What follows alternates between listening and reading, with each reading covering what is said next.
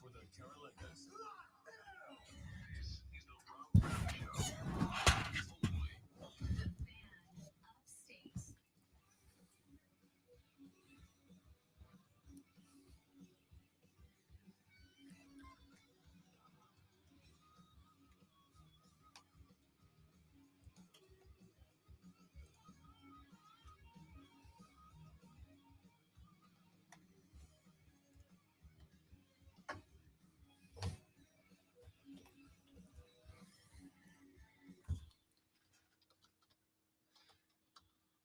And away we go, ladies and gentlemen, boys and girls, children of all ages. Welcome back, y'all. The Rob Brown Show is on your radio. This is the Fan Upstate. Howdy. How's everybody? It is good to be back with you one more time. Again, I am Rob Brown, a weary Rob Brown, a traveled, a weathered Rob Brown, but an excited Rob Brown to get back in the saddle again nonetheless. Everybody doing good? Your forelock was rocking during that thing is, It's getting there, dude. I had to look up forelock to make sure I was using Is it that what right. it's called? It's a part usually used by describing a horse, but Okay. it's also can be used describing that little bit of hair, that the Superman hair that just hangs over, right. I thought it was called a coif. No, that's coif. a coif. Coif is the entire hair. By the way, you can see Rob's forelock and his coif on YouTube, Twitch, Facebook, and Twitter. The stream is right there for you, ladies and gentlemen. Facebook.com/TheFanUpstate. Twitter.com/TheFanUpstate. Or go to YouTube and subscribe to The Fan Upstate. Or go to Twitch and subscribe to The Rob Brown Show, because that's a different thing. We are ever so glad to have you guys. We hope that you have been having a lovely weekend. I had a great time up in Connecticut. Spent a day in New York City. I think Carlos did you wrong. I think he got you out of there way too quick. You should have stayed for 2 segments at least. Nah, there were 2 things happening there. Number one, and listen, as somebody who also was cutting his teeth and in a slightly smaller market than New York City, the reality is, though, and you and I have had the conversations with the Utes that come through here, right? Oh, I want to be a producer. And that's not true. What do they want, Lonzo? 90% of people who get into this field, what do they want? They want to be, quote unquote, the talent. They want to be a megastar. Yeah. They want to be on air. Who doesn't? Correct. I mean, we all want to be on air. Someday I'm going to get there. We're working on Lonzo. We're going to turn him into a social media megastar one day. He's going to be the old guy, Logan Paul. It's going to be gret. Yeah, I wish. That dude's making money. 90% of folks who want to get into this game want to host. And of course, obviously, so did I, but don't understand that it takes a while to get there. And especially if you're in a place like the NYC. And Carlos does an incredible job. But those of us who get a microphone, ladies and gentlemen, you got to be selfish with your airtime, right? Because it's very limited. Here's a thing. Rob's not going to be taking another vacation day until October, right? And so I'm not saying it is. I don't know if it is or isn't. I didn't ask. If this is the only show that Carlos gets to fly solo on and be in charge of, yeah, you want to be selfish with the airtime. So I was just appreciative that Carlos with a K let me on his show that is my show at all, primarily because I've told this story before. My dad and my mom went on a vacation years ago, and they ended up in California. They ended up at Pebble Beach, right? The illustrious golf course that is Pebble Beach, the site of plenty of tremendous U.S. Opens, etc. So we ended up at Pebble Beach, and while they were taking a tour of Pebble Beach, my father pushed my mom, gently, lovingly, pushed my mom into a sand trap, And she's like, what are you doing? And he's like, I'm playing around. She's like, why? It was also that years down the road, my dad could say, I played around at Pebble Beach. Right? Correct. It's a dad thing. So It's my dad, well played though. It's very well played. Yeah, for sure. Even when I was like 16 and he told me that, I'm like, I hate you, but more importantly, I hate that that's actually really funny. And that took some thought and possibly some planning. Yeah. And worry, I'm sure, hoping that your mom took it well. And she did, because I mean, that just was my dad. But for years, anytime golf would come up, my dad would deadpan say, I played around at Pebble Beach. Right? So I wanted to guest bomb my own show live from the NYC only, Zoe, so that I can now say I have hosted a show in New York City. Oh, that was a good move. It was absolutely a good move. And you could say that and you would not be lying. Yep. So it is 100% the truth. I have hosted a show from New York City. Number 2 was that the day in the city just kind of worked out, right? That was the day the lady friend and all the bridesmaids or whatever were doing their manicures and pedicures and spa day and all that. And so the lady friend was like, you've got from whenever you want to leave the hotel in the morning, I need you back by like 4:30. Like, word. Did you ask what shape you needed to be in when you got back? Nope, because I would have got an answer. So I got up at 6 a.m. on Friday, popped on a 6:30 train to the city. I was in the city at 7:30. Wait, any weirdness on the train or anything? Not on the trains from Connecticut to the city are just trains. They're just normal. Right. I've never been on a train before, so. But when I got to the city, I took a subway from Grand Central Station, which is where all the trains into the city. They let you out at Grand Central. I took a subway from Grand Central Station to Bleecker Street, which is around where the Odyssey HQ and CBS Sports Radio HQ are. And I get on the train, and now it's right before the workday starts. So it's not crazy crowded. I did talk to a lady on the train, and I was like, is this like normal amount of people on the train? And she goes, no, not like it used to be. I said, really? She said, yeah, after COVID, like the majority of employees work from home now. She goes, now, if this was pre-COVID, it's standing room only on this train. Like it's a fight for space. She goes, but ever since COVID, half the people in New York work from home, so it's not that bad. So there's probably on one train car, there's probably 20, 22 of us. Like, it's not crowded, but it's not empty. And I hear from the far side of the train, ladies and gentlemen, if I could just have a moment of your time. And I was like, unless that's Paul Heyman, this is about to get weird. Unless that's Paul Heyman, I'm about to be in a YouTube video, right? Because there's you go to YouTube and pop in Subway, NYC Subway, and there's all kinds of stuff. There are people who like break out guitars and start performing and trying to sell albums. There are people who are trying to scam people. There are people who are trying to just get attention, whatever. And I'm like, uh-oh, I'm about to be on a YouTube video. And this dude is standing on the far side, and he's got an arm in a sling, right? And he says, I am a carpenter.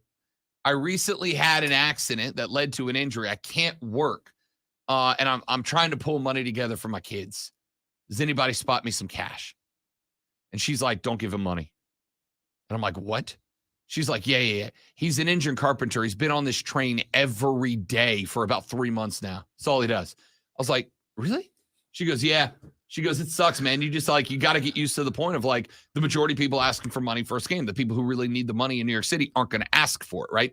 So I'm like, come on. And then as the guy starts walking to me, I look down, and this dude has on brand new uncreased high top Jordans. Those are $190 shoes, not in New York City. I imagine in New York City, they're like $400 shoes. Brand new uncreased Jordans. She's like, yeah, don't give him anything. I was like, all right, cool. So the train stops at the next station. He pops off the train. Zoe, as soon as he gets off the train, just takes the sling off, puts it in the bag, starts walking away. I'm like, you got to be kidding. You can't even let these people not see you do that so they can feel good about their lives for a minute. So that kind of stuff doesn't happen in Florida? No, I'm sure that kind of stuff happens everywhere. I'm sure it happens We here. went to Ohio a few years ago. We were leaving early to come back. The kids were teenagers enough to where they understood. And this lady come up and it's like, "Hey, my car just stalled out. I'm trying to get to work. Do you have any money?" I'm like, "No." And she's like, "Please." I was like, "Nah, sorry." And my kids, "Why'd you do that?" I was like, "Watch her." And then she went across. She got some money from some other people, went across the street and got in a car with people and drove away. I was I hate it. look at her eyes, look at how she's dressed. She's getting money for drugs. Yeah. And so I wonder how much money that dude on the subway made though.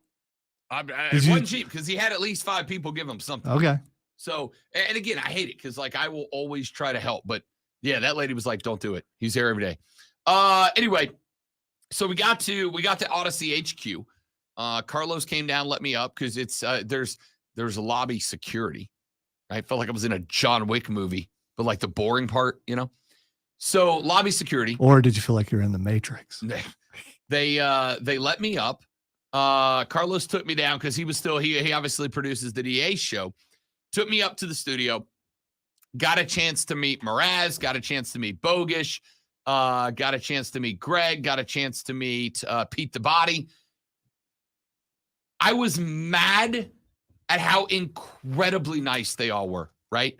All incredible. Because, all right, so, and this is why I tell people travel. Whenever you say New York, the assumption is everybody in New York's a jackass, right? And they're really not, right? It's just, and actually we were having, they had this conversation on the air, as a matter of fact.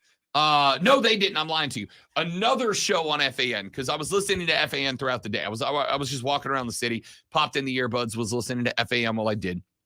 And they had another guy who left there and worked, ironically enough, I can't remember this guy, the guy's name, but he worked down in Clemson, right? He was in Clemson for like 3 years.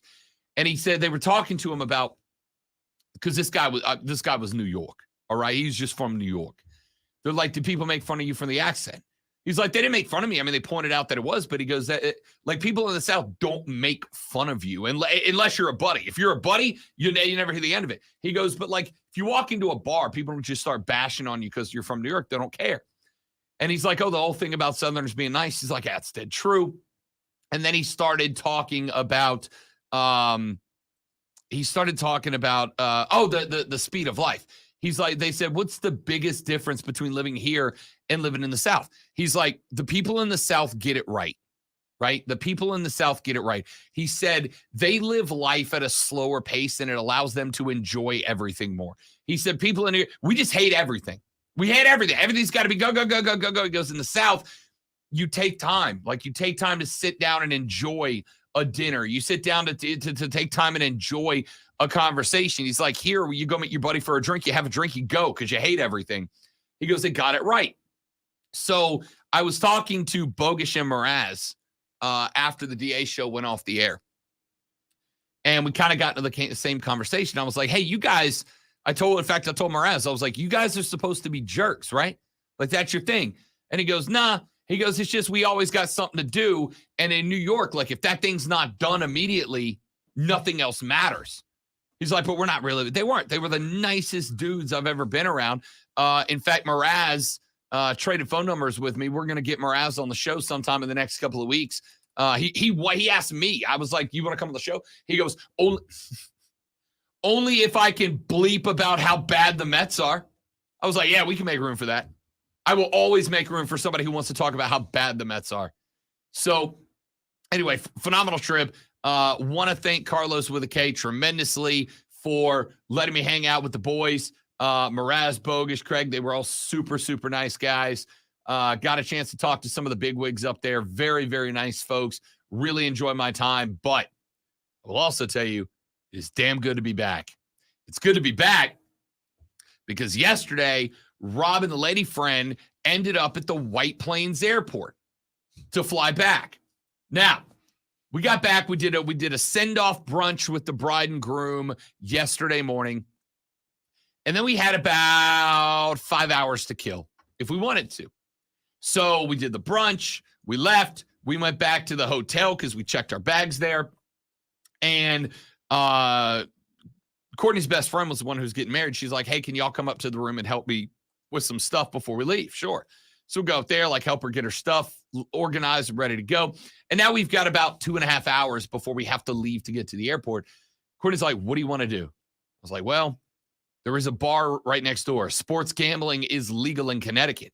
They literally have these machines on the wall, like a lottery machine, where you go in, you throw in your money, you push the buttons, you enter your bets, it prints you out a bet slip, and then you just hang out and watch the game. And if you win, you go turn in your slip and it spits out the cash to you or whatever.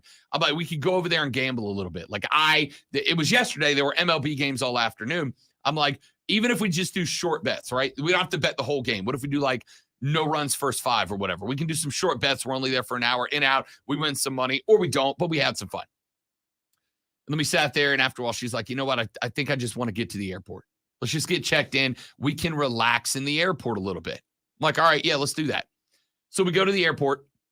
We are 2.5 hours for the flight, which not a big deal. 2.5 hours in an airport. There's plenty to do. There's plenty of time to kill. And the people watching at an airport's A+. So we go to the airport. They pack us into the White Plains Airport, which is the size of a basketball gym at best. At best, it's the size of a basketball gym. There are, though, 8 flights worth of people crammed into this basketball gym, and it's 100 degrees inside. It turns out one of the gates was blocked because a plane landed, got to the gate. They found out there was a mechanical issue with the plane. They had to fly in a part from JFK to fix that plane. They flew in the part. Turns out they flew in the wrong part. They had to fly in another part. They flew in another part. They put that part on the plane. That part didn't work. They had to fly in another part from JFK. 3 planes had to come and go to fix one plane. That plane was supposed to leave at like 9 a.m. At 7 p.m., which was 5 minutes after my plane was setting it apart, my plane was not even at the gate yet. That plane was still sitting there. So that is one of, I think, 8 spots taken up. Then it turns out that the ATC at DCA, at the DC logo, what is it, Logan International Airport, whatever it's called, the ATC lost comms. The software that keeps the planes from hitting each other just needed a reboot, just turned itself off. So they had to bring in a bunch of ATC people to basically instruct these planes in the air what to do manually. Not great. Then they got that software back online, Lonzo. And then the ATC tower caught on fire. Caught on fire. All right? So now I've got one plane. Are you thinking Final Destination while you're in there? I was like, Courtney, it's only an 8-hour drive home. I'll rent a car. We'll be showing up at 6 in the morning, but I'll be ready to go. I got one plane that they can't get fixed. Then the ATC comms for the entire Northeast go down. Then after they get it fixed, the ATC lights on fire. At this point, I'm like, are we sure? I'm not scared to fly. I love flying. It's one of my favorite things. I will always take the window seat. I think there's something fascinating about human beings traveling 3,000 miles an hour through the sky defying gravity. All right? I love flying. I think it's great. That was the first time in my life I was like, I don't know. I think all of this seems like bad. This all seems bad. So finally they pop on the intercom. Flight 3256 to Washington, D.C. is delayed by 45. We finally flew out of that airport at, I think, 8:45 on a flight that was supposed to leave at like 5:30. We get to D.C., well, because, again, D.C. lit on fire. Everything got pushed back. We flew into GSP last night at like 12:50. We got home, got in the car. Dude, could not begin to explain to you how excited I was to get home, take a hot shower, relax, go to bed. Instead, what did we find when we got home? Power's out. Power's out to the neighborhood. No power at the Casa de Love. Like, you got to be kidding me.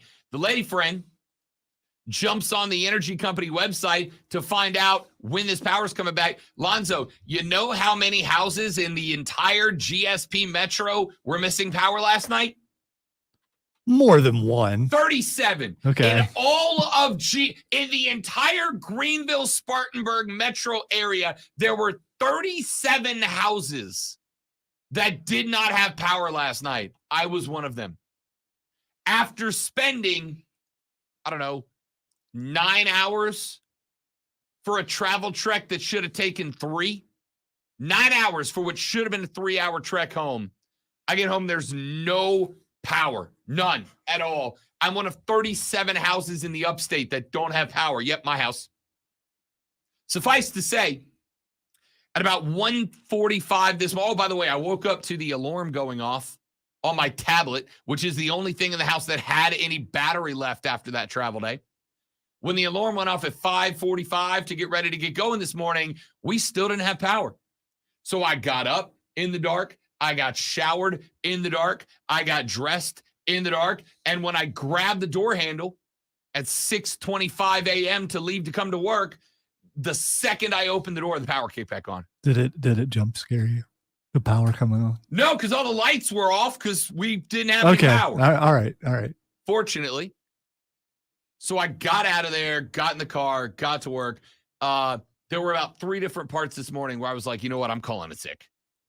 Sick of what? Sick of this crap! You know, you missed a prime opportunity while at the airport. If you would just stop by a store and bought a sling, you could have made a killing there. Ladies and gentlemen, we got a big show lined up for you today. How about this College World Series continuing to prove that college baseball has the best postseason in sports? LSU wins a nail-biter in game 1. Florida responded a little bit, put up 24 on the Tigers last night. We're now 1-1 with the elimination game today. Paul Skeens threw over 100 pitches 3 days ago. Do the Tigers go back to the well one more time, or is it too soon? Or does Mark break down every single hit today on his show? Or there were friggin' 24. There are 24. So I mean, if you branch them out right, you could do an entire 3 hours. We'll talk about that. Obviously, we got to get into the NBA draft. Brandon Miller from the University of Alabama is now a Charlotte Hornet, and some Hornets fans had an opinion that night. We're going to talk about that and a whole lot more. Ladies and gentlemen, I'm locked, loaded, and ready. Are you? I hope so. The Rob Brown Show rolls on. It is the Fan Upstate.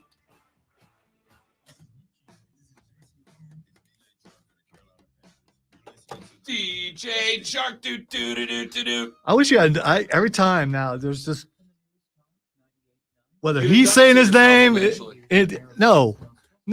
I mean, because now I hear do every single time. DJ Chark, do. Jamie Tart, do. All right, let's see. It actually says sounds like you should have prayed for Tim Tebow for help. No, if Tim would have been there, none of that would have happened. So, I mean, you know. Text just said, I am from the Connecticut-New York border. Bleep that place. Yeah, I was not a fan. It wasn't their fault. Like, it's not the airport's fault. But it's just the people who work at the airport. Dude, they there were, I'm not exaggerating, there had to be 1,500 people crammed into a basketball gym, right? And they never shut down security. So people just kept coming in. It's like, guys, there's no planes leaving. There's nowhere to go. So for 4 hours, me, Courtney, and 2 of the other people from the wedding who were flying back to Charleston, we all see it, buddy. We see the flex there, Roman. Relax. I do my pecs, but, you know, someone might pass out. We all were standing against the wall in the airport, just absolutely crowded. I don't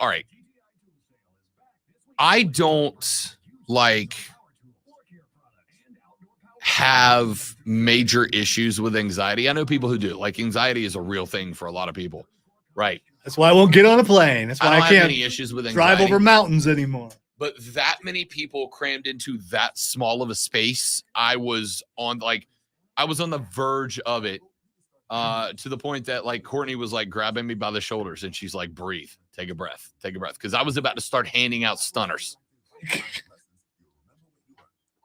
You remember that one time when Cesaro was in a fatal four-way and he was just running around the ring hitting everybody with uppercuts and drop kicks, and then like I was about to do that to an airport of 1,000 people. How many stunners could you have given before they took you down? I'll tell you what infuriated me that almost set me there. This was the worst part. There's 1,000 of us crammed into a basketball gym, right? I'm going to say 12 to 1,300 people crammed into the basketball gym. And here's the part that really made it the worst. Because everybody's in it together, right? It's one of those times where I'm looking around like we're all in this together. We got to lean on each other. Not literally. Don't touch me. We're all in this together.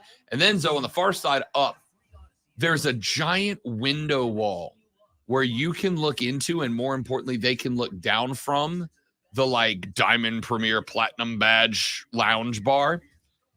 There's a bar up there that you can look into that is probably the size of this entire upstairs of the radio station. There were 7 people in it. 2 of them were an old couple who had to be in their 70s. Who, and this is where I was genuinely ready to stone cold somebody. If you looked up there, all the chairs along the wall were facing into the bar. So you were looking at the back of the chairs and the back of heads looking in, except for 2, where this old guy and his old wife spun the chairs around like Bond villains, were sitting in them like this with their glasses of wine. And we're just looking down at the horde, right?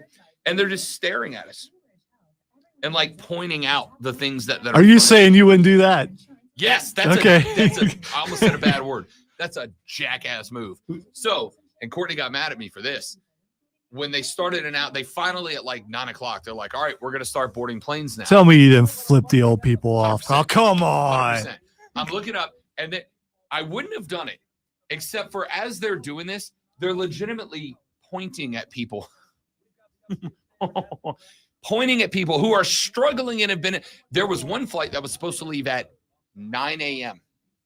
At 8:30 p.m., those people were still in the airport, and they weren't letting you leave the airport and come back in. You couldn't go anywhere. So for 12 hours, these people were stuck in this airport.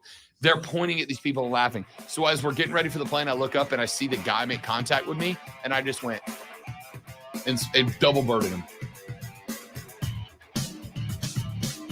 So Lonzo during the break, it's been a while. It's been a while. I don't do it on the road anymore. Some of y'all are too crazy. All right. Get stories all the time of road rage leading to people shooting each other. I don't do it very often. But at the back half of the airport yesterday, I handed out a free double bird. All right. The worst part, and this will be the last story I tell, and then I'll get away from Rob's travel woes and we'll actually do sports. The worst part about this airport experience, which, by the way, we got a text during the break that said, Rob, I am from the Connecticut-New York border. Bleep that airport. Yeah. Bleep that airport. That airport. It's not the airport's fault, but it is a, they got 8 gates connected to a building the size of this one, Lonzo. It's just not, it doesn't work. All right. So the worst part about this entire experience is that while all of us, the cattle that we are, 1,200 strong, are standing on a floor about the size of a basketball gymnasium court. If you look to the far side from where we were and up, there's a glass wall. And those of you that are talking to me about knowing this airport, you know what I'm talking about. Far side up, there's a glass wall, and that glass wall separates the uncleaned masses like us from the true 1%ers who have their own bar and lounge with extra seating available. We could see it. And there's a wall of chairs, right? There's a wall of chairs all facing in towards the bar lounge where these people are up there just enjoying their air conditioning and space. All the chairs are turned around facing into the lounge except for 2 chairs. 2 chairs. 2 chairs are spun around, and in these 2 chairs are 2 older, very clearly well-to-do individuals. All right? This guy and I assume his wife, who are both in their, I don't know, low 70s, upper 60s, somewhere in that range, who have spun their chairs around are sitting, both of them, legs crossed in the chair, holding their glasses of wine, and they are staring down at those of us in this sweatshop of an airport. And every now and then, they would point as if we were animals in the zoo, point and chuckle to themselves. I couldn't hear them, but I imagine that's what they sounded like. Linda, look at that one. She's trying to struggle with 2 children and no help. I wonder why she doesn't get a manservant to assist. You can see the smugness in these 2 absolute beeholes' faces. All right. So finally, after 5 hours of the fiance and I standing in the airport, because there's no seats. There's 1,200 people. There's 9 seats in the bottom of this airport. All right. After 5.5 hours, they finally call us to start boarding this plane. And one more time, I look up at the elite amongst us. All right. And I look and I see these 2 people. And I see the guy. And he points. And I don't know who he's pointing, but it was somewhere around me. But he's looking at us. Right. And I look up at the guy. And he looks down at me. And this is the only part that set me off, Alonzo. As he looked down at me, he sets down the wine glass and he picks up a glass of what I assume had to be the best tasting ice water in the world. And he just swigs it and he doesn't even break eye contact with me. And so, to the chagrin of my lady friend, dead center airport, I risked being kicked off all of the planes to just fly the double bird right at that jackwagon. I was like, no. You're comfortable. I'm sure that delicious ice cold water. By the way, there was a little snack convenience store kind of set up in there. They sold out of bottled water about 2.5 hours into this ordeal. There was no water in this place unless you were going to drink from a water fountain. All right. I looked up. He looked down. He set down his glass of red wine to pick up his ice water and take a swig of it. At that point, I assumed this guy knows what he's doing, right? He knows what he's doing. So I set my backpack down on top of my carry-on and flew the double bird right at him. All I wanted was for him to come downstairs and say something to me. I'm sorry, Pop. I'm not hearing it from you right now. So if at that point you were tackled by security, would Courtney have flown home without you? She'd have left my ass in White Plains, New York. See you when you get home, Big Daddy. Have a great trip. 100% she would have. All right. Keegan says that was someone's pop. Rob, shame on you, Robert. Tell Pop to stop being an arrogant elite jackwagon. Are a rich, well-to-do older gentleman called Pop? Is that? No, I get it's a grandpa thing. Or I think it's just a grandpa thing. I've never actually met a Pop before. Listen, so I got zero problem with you being up in that VIP lounge. If somebody would come to me and said, hey, you're the lucky winner, we're giving away 1 free pass to the VIP lounge, I'd have been up there in a heartbeat. Absolutely. I got no problem with you being up there. But, dude, you already have the lot. Why would you look down and laugh at people who are stuck in this absolute cattle auction that's going on? You jackwagon. Yeah, I'll let him know. I don't think it bothered him in the least. He was like, and that one's angry, Linda. I wonder if his butler was unavailable. The rich people are not named Linda. It had to be. She had to have a nickname or something. No, Linda's a white people name. A rich people name, excuse me. I mean, both. That's a rich people's name. 100%. Linda. All right. By the way, if you are a listener and your name is Linda, we love you. Yeah, 100%. Just want you to know For that. the record, I don't have an issue with rich people. I have a problem with buttholes. All right? You understand there's a difference? I know poor people who suck at life. I know rich people who suck at life. I know poor people who are amazing people. I know rich people who are amazing people. The only people I don't like are people who suck. And if you have spun a chair around to sip your wine and literally look down on me while we struggle, calm your jets, Linda. Calm your jets. All right. we should get to some sports. Let's start with this. Brandon Miller is the newest member of the Charlotte Hornets. Of course, he was the pick after Michael Jordan departed, got up out of there. Let me grab a sound clip here, if you don't mind, Lonzo. I would like to grab a sound clip that involves Mitch Kupchak. It is clip number 1. Mitch Kupchak is the acting general manager for the Charlotte Hornets. Keep in mind, Mike sold his share in the team. He is on now only as a minority owner.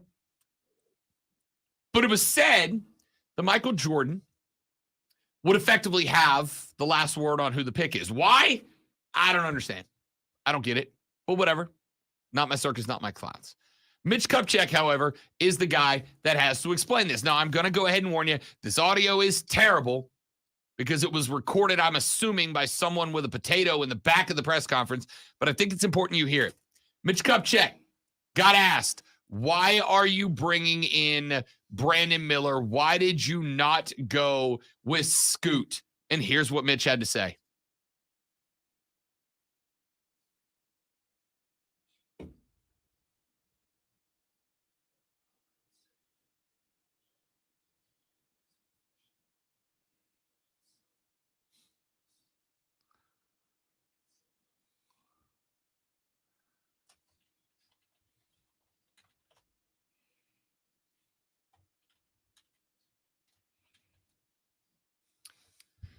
All right, so let me tell you what happened right there. You know, it's like when that thing was. So when I was going to go to then they came in the door, and so it was, and then I have no idea why you'd pick B, but so joy to the world. You got it, Mitch. That's exactly right, Mitch. Unbelievable. Why'd you drop Brandon Miller? Well, my favorite part of that was the part where he was about to hammer down on Brandon Miller's age, right? He's like, well, when it comes to the age, you know, he's a young guy. Oh, let me not go that. Why wouldn't he go that direction? Because Scoot Henderson is younger than Brandon Miller, right? Listen, for the record, I don't mind the pick of Brandon Miller. For the record, I think the pick of Brandon Miller was the right pick. Yeah, but the mascot does not like it. Hugo was furious. Hugo the Hornet. For those of you that didn't see, feel free to go to my Twitter or just come to the stream. I'll play you the clip. It's hysterical. All right. Hugo the Hornet was at the draft watch party live up at the arena in Charlotte. And when they announced to the crowd that that Brandon Miller got picked over Scoot Henderson. We're going to have to ask Rashad, are there really that many Charlotte fans? Or did they just like have some free food or something to get that many people in that arena for that draft pick?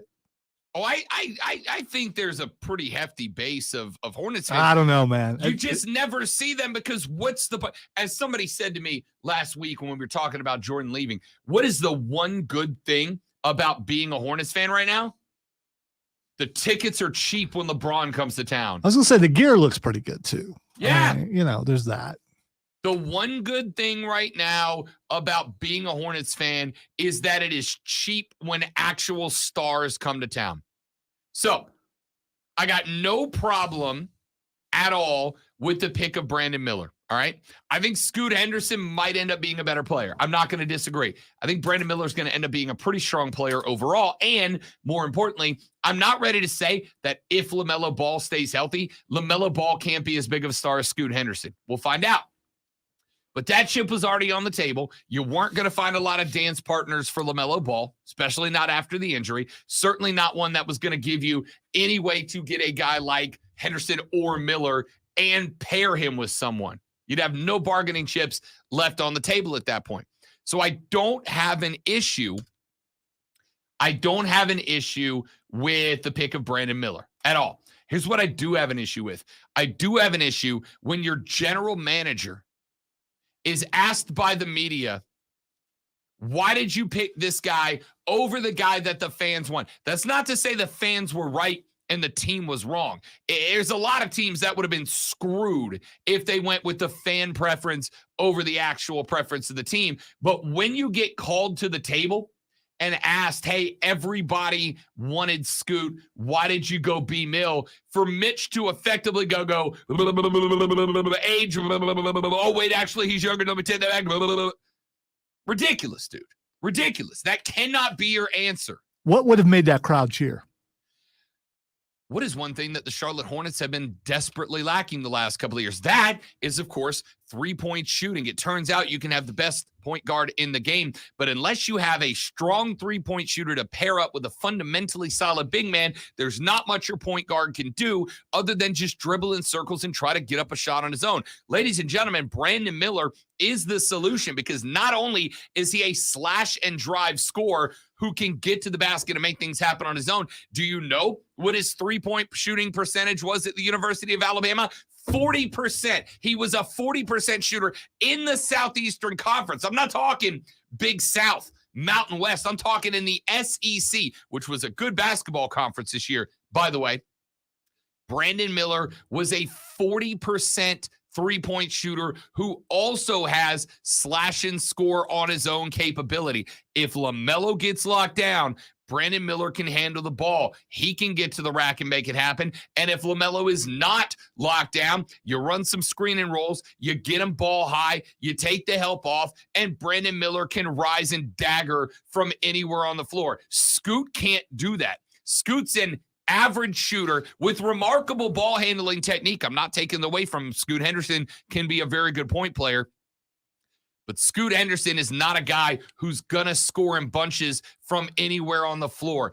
Brandon Miller is good 5 feet out and further, a 40% clip from behind the arc in the SEC, a slash and score guy who can knock down a J from anywhere on the floor, and he can handle the ball too. Not as well as Scoot can, but he doesn't need to because he's not a point guard. That's what LaMelo is there. See, if Mitch said any of that, we're not talking about this right now. The Hornets have had a disappointing lack of direction. I have been more than willing to blame it on Michael Jordan. I have been more than willing to blame it on a guy who parked his money, who used the Hornets as an investment and nothing else. But when the GM gets on the podium and is asked, why did you go against the guy that everybody thought you should pick and Scoot and go with B. Miller? The answer is not, I don't know. He's younger. Oh, wait, no, he's not. Let me take that back. That's not the answer. The answer is 40% three-point shooter, slash and score guy who's got a J that's good from anywhere on the floor, can be a ball handler, and can defend the rim. Scoot Henderson can't do that either. He's not a great defensive player. Just give me some direction. Don't give me direction. Give me something that leads me with any opportunity to believe that you have direction. I think Brandon Miller was the right pick. I think he's the best fit for the team. I think he fills the biggest need and the most needs. And Scoot didn't do any of that if LaMelo comes back. But damn, do I need just a better answer from Mitch Kupchak, right? I need a better response on the mic from the GM that now that Mike's gone, I am expecting, hoping, trusting, please lead this team. And the fact that you don't know why you drafted Brandon Miller, I don't know. Am I making too much of this? I mean, they got the right guy. He sounded pretty lost in that. Yeah, that's not good. That's a guy who's kind of running your team. He just, come on. You know what it feels like? So scattered. It feels like a guy who stumbled into the right answer, right? Like he got it right. It's like, you ever seen on the internet when people put up those pictures of like teachers grading classroom papers and they're like, you got the right answer, but I have no idea how the hell you did it. You used the entirely wrong formula and stumbled into the right answer. It's like a dude who won the lottery claiming to be a financial genius. No, you're not. You got lucky, bro. That's what this feels like. Like a team that won the lottery now giving financial advice, which is ironic since the Hornets didn't win the lottery. Let's take a break. We'll come back. We'll talk more about that later on in the show. We got plenty to get to. I'm Rob. He's Lonzo. This is the award-winning Rob Brown Show. This is the Fan Upstate. Hit in the head, kids. I'll be right back. Don't go nowhere.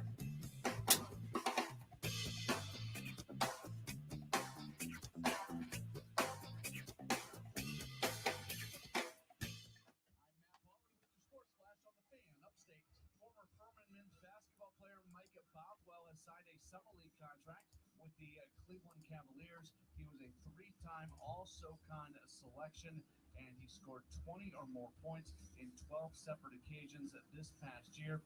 A couple Furman players getting an NBA opportunity, as also previously, Jalen Slauson was selected in the second round by the Sacramento Kings.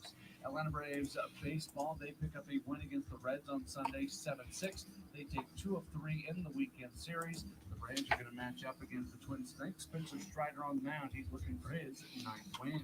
Download the Score app today. Lightning fast sports alerts so you never miss a thing. It's why the Score app is one of North America's most popular sports apps.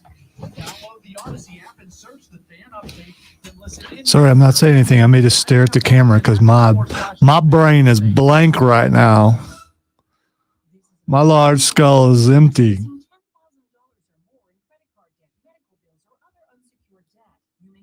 Looks like a beautiful day outside, though, doesn't it? At least it does here, compared to last week.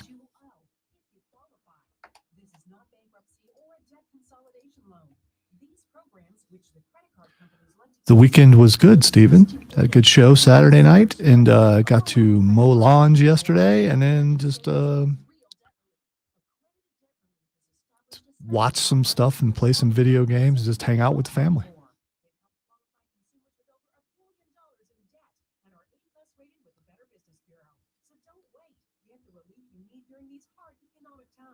For this free information, call the Accredited Debt Relief Hotline now. Call 800-873-7171. 800-873-7171. I was not stuck in an airport for a very long time, so. If you're hired, it can feel like you're trying to find a needle in a haystack.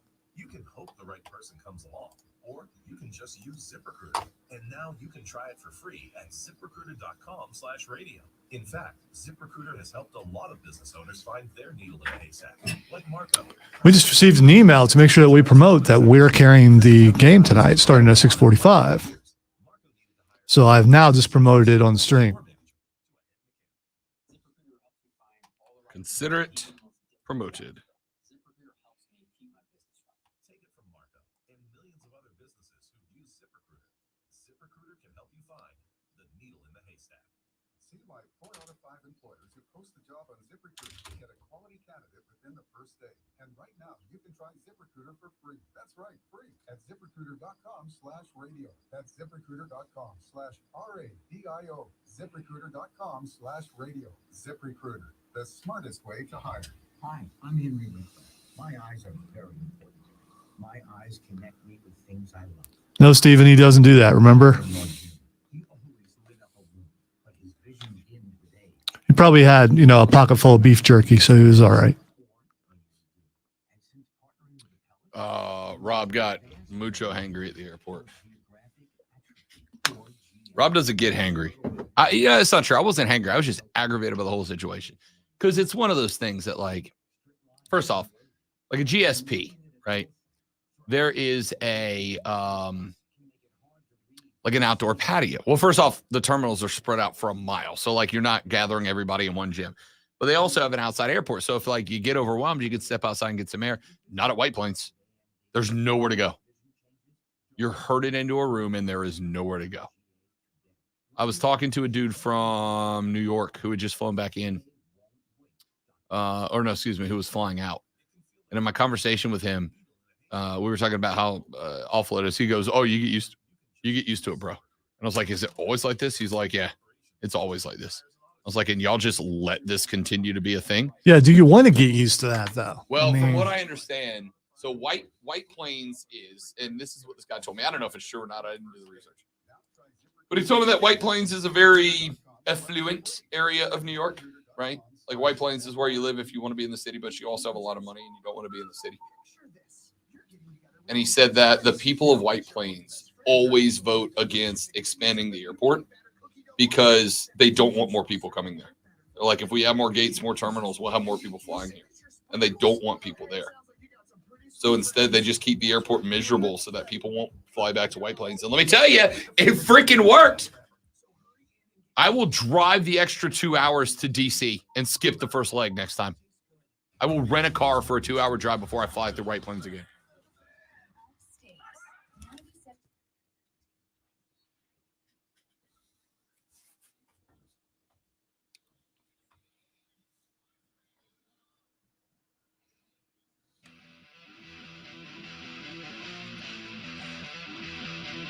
The Rob Brown Show back on your radio, wrapping up hour number 1. I'm not going to stay on this too long because a lot of y'all don't care, but I find it interesting.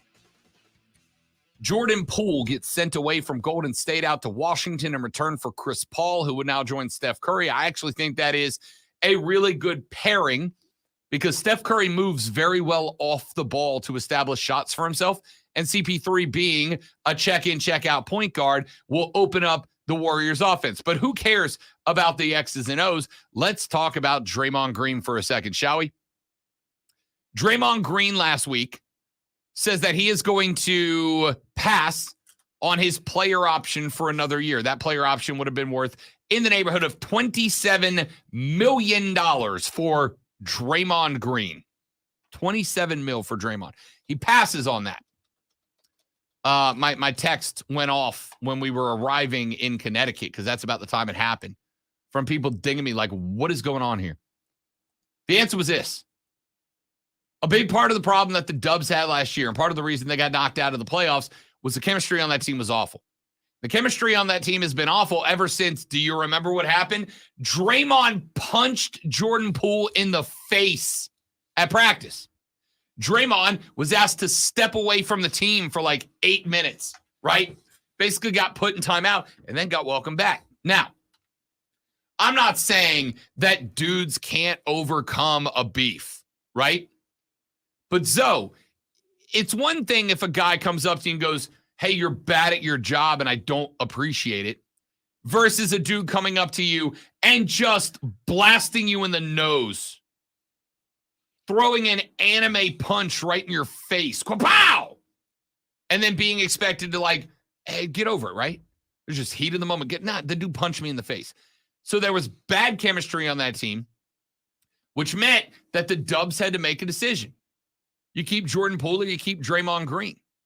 And considering the amount of time that guys like Steph Curry, you heard all these comments. Draymond's an integral part of this team. Draymond's wildly important to this team. He's the heart and soul of this team. Zoe, let me ask you a question. We've paid attention to this mainly because anytime a dude punches another dude, you and I are in. Did you hear at any point anybody come out and say Jordan Poole is wildly influential? Jordan Poole is an important part of this team. Jordan Poole is a part of this team that we can't do without. No, you Nope. didn't hear that. I think it would be funny, though, if at the end of this, Draymond goes to the Lakers.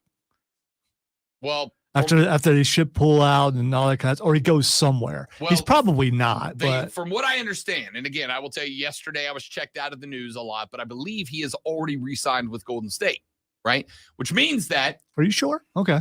I could be wrong. I thought I read that somewhere. Again, I was out of the news cycle yesterday.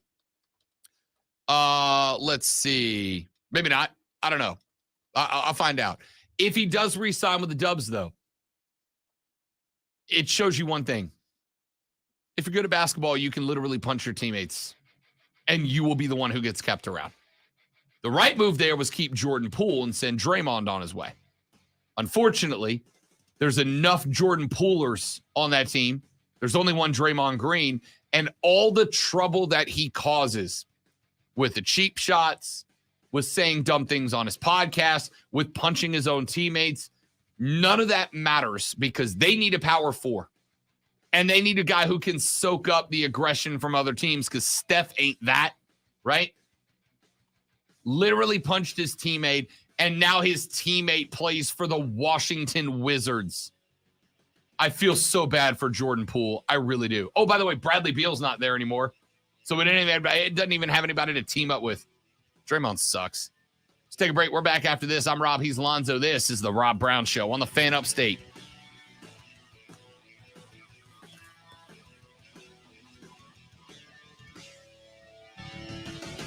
Could have swore I saw this morning that he hadn't signed yet, but that doesn't mean I'm. I could be wrong.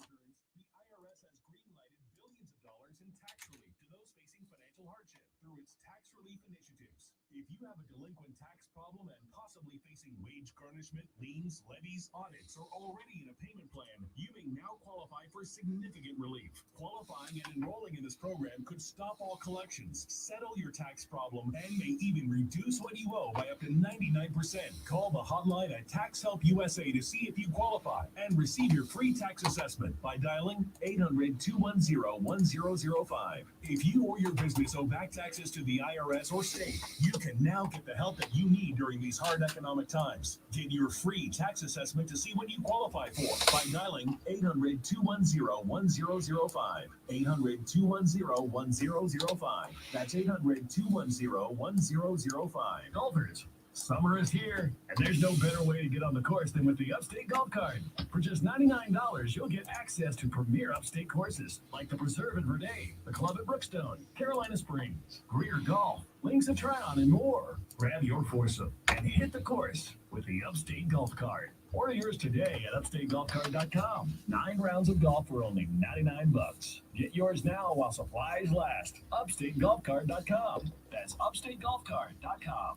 We know you admire the majestic beard. What better way to celebrate than a cold, refreshing Rise Guys P1 lager? Loaded with magical beard vibes. This is such a beard delicious flavors. Share it with the bearded buddies, impress your beardless friends, and toast the beard awesomeness within us all. Handcrafted in South Carolina by Sunday's Brewing. Rise Guys P1 Lager, the best beer on the planet. Made by guys with beards, for guys with beards, anyone without beards, and all who appreciate glorious beer. Now in cans at select skate stores. Ask for it by name at your favorite pub or restaurant. Drink responsibly. Spring is here. Time to get those spring projects started. But before you stick that shovel in the ground, remember to always call or click S. I'm watching myself do old man things on the screen.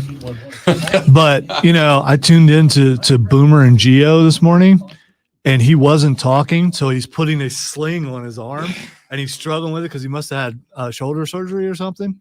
And then the entire baseball segment, he just sit there and stared. And every once in a while, he would move. So I don't feel so bad.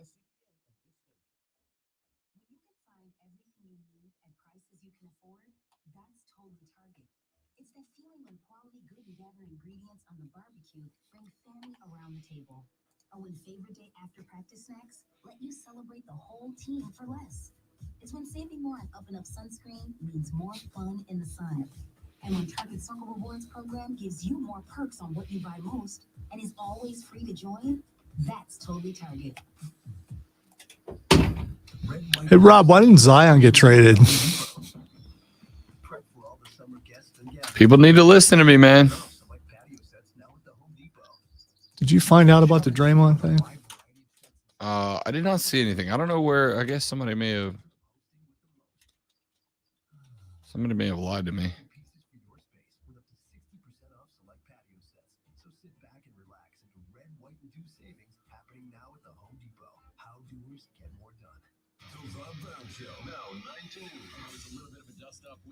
SEC coach who talked about the dancing and the glasses, but that to me has been something that genuinely everything I'm seeing is that he still wants a certain amount of money, and Still, they weren't going to re-sign him with Jordan Poole on there, so. You stole my question because I can't dance and Shane Beamer can dance and I've seen it and I'm going to ask him, so how much does he charge an hour for choreography? We'll stick with that question. Where did you pick up the moves? Steven, yeah, I actually might ride up there and see that, man.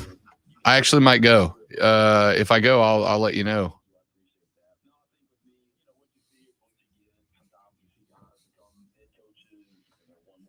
But my mom's supposed to come in town, and I'm not going to be able to go if she does. Which, if you're watching, Mom, that does not mean don't come. I was going to say, you need to fix how you're saying that. Rephrase that. That does not mean don't show up. I'm not super worried about it. I have a TV at the house. Hey, promote the baseball. Yeah. So we don't get another,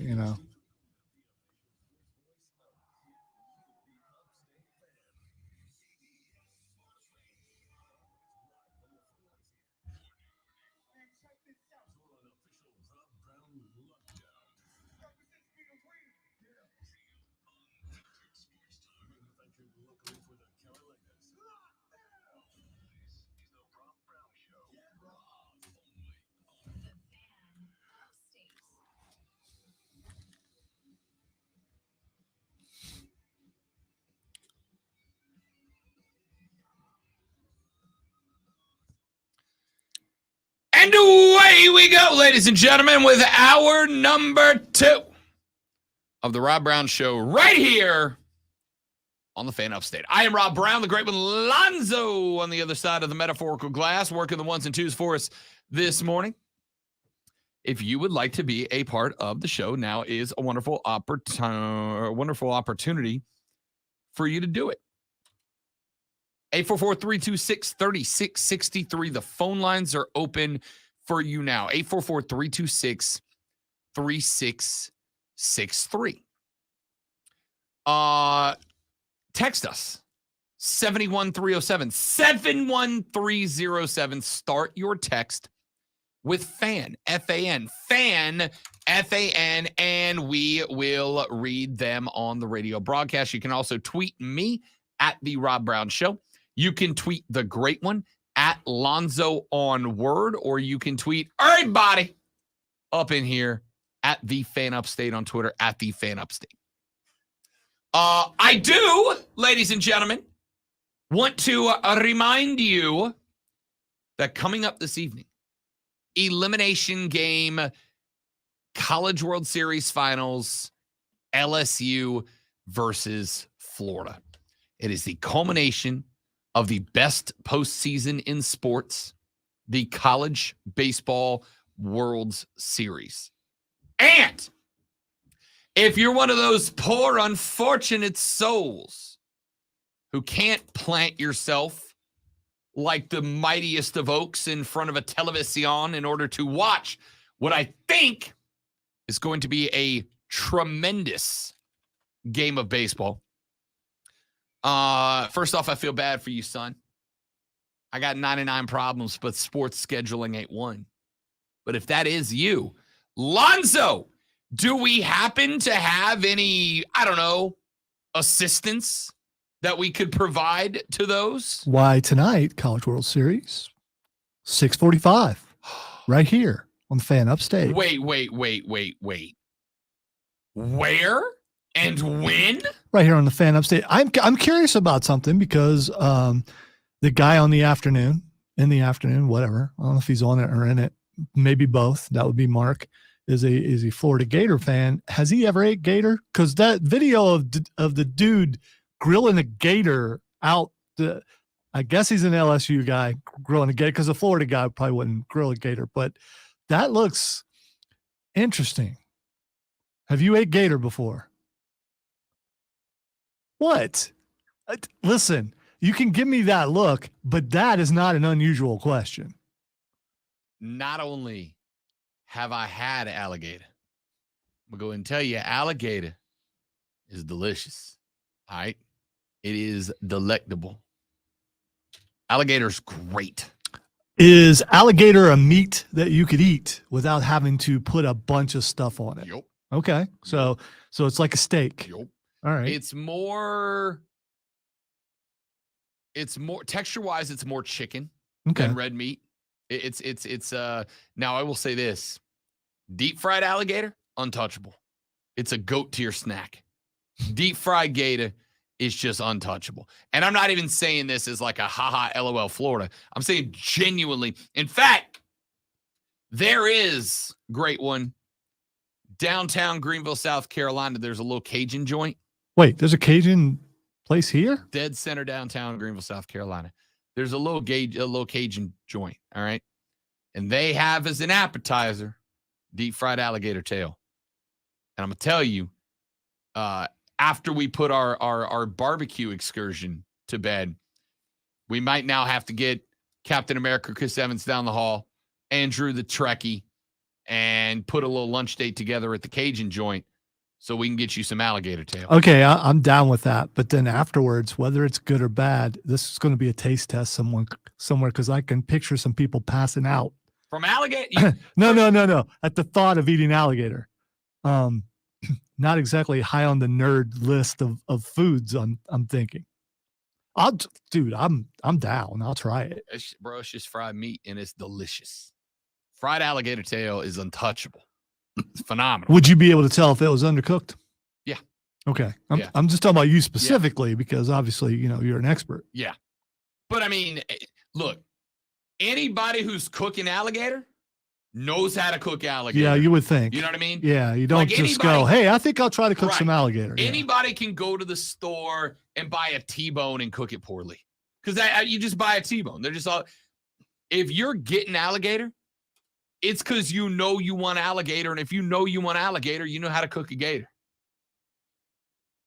But I did. So I was at the wedding when that picture, that for those of you that don't know, we're talking about College World Series.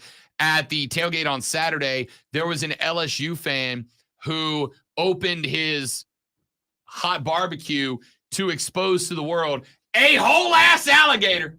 I mean, in its entirety, Jack. The head was on, the tail was on, the whole alligator. And I'm going to tell you, I promise you that alligator was delicios. I promise you. I promise you. I don't know. Can you, I mean, I think I could do this with a pig or a cow if it was spitted, you know. I don't know if spitted it, if it was on the spit. You never had a pig like that?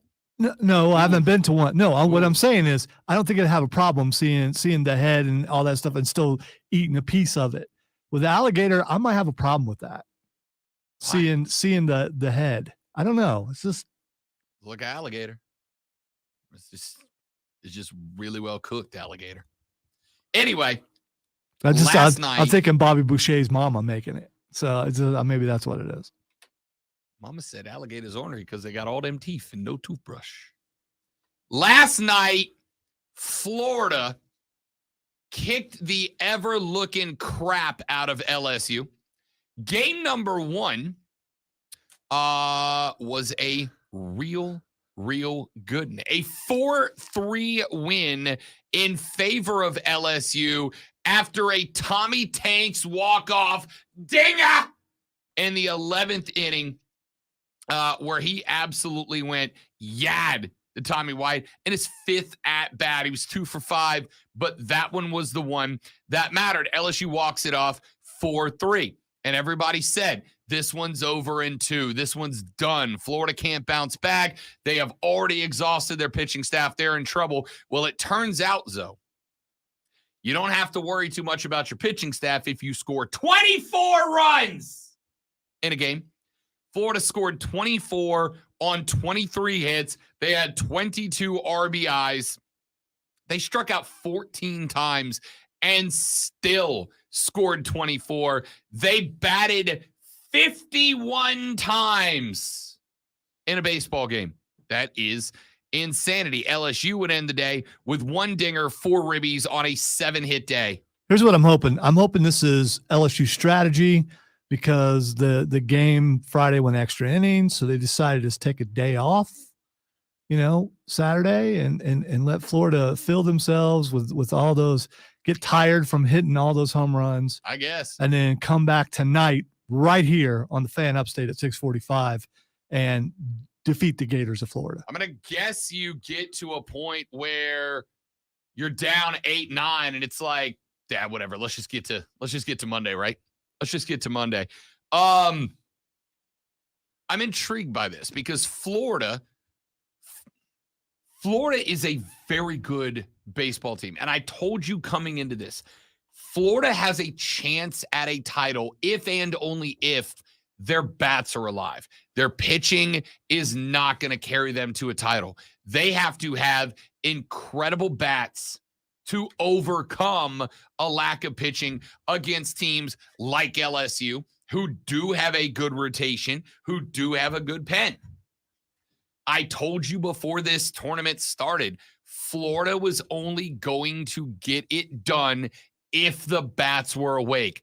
I don't know what baseball god Florida prayed to on Sunday morning, but they answered, Jack, because the bats were white hot. A 20-run margin of victory placed Florida in a tie for second largest all time. 8 members of their lineup generated multiple hits, 23 in total, 6 walks, 4 doubles, 6 dingers in that game. But here's the problem. That game is very much the outlier. And here's the other thing that a lot of people, right? 20 points. Guys, they don't get to carry some of those runs over to today. Today's game will start at 0-0. That means that if the Tigers win this game, let's say 1-0, right?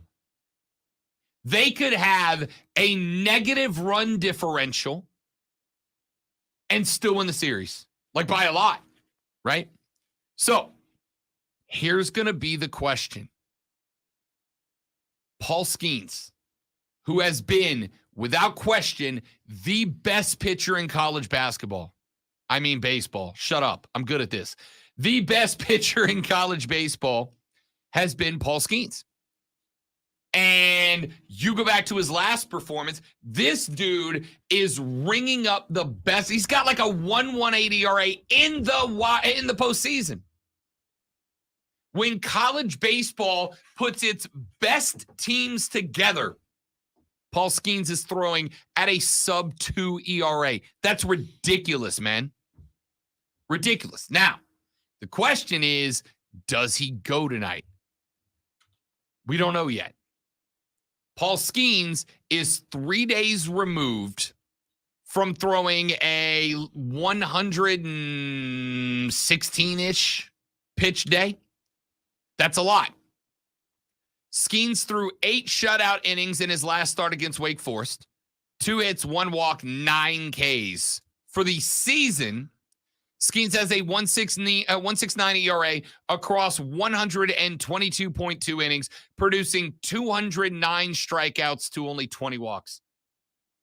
That is a 5.2 to 1 K to BB ratio. That is insane. The question is for the bats of LSU. They led the SEC in batting average, the SEC well represented in this College World Series.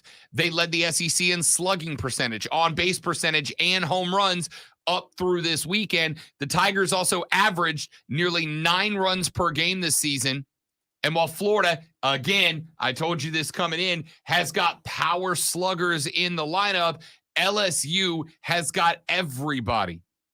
Dylan Cruz is a potential number 1 overall pick in the draft. He had 2 hits in game 2.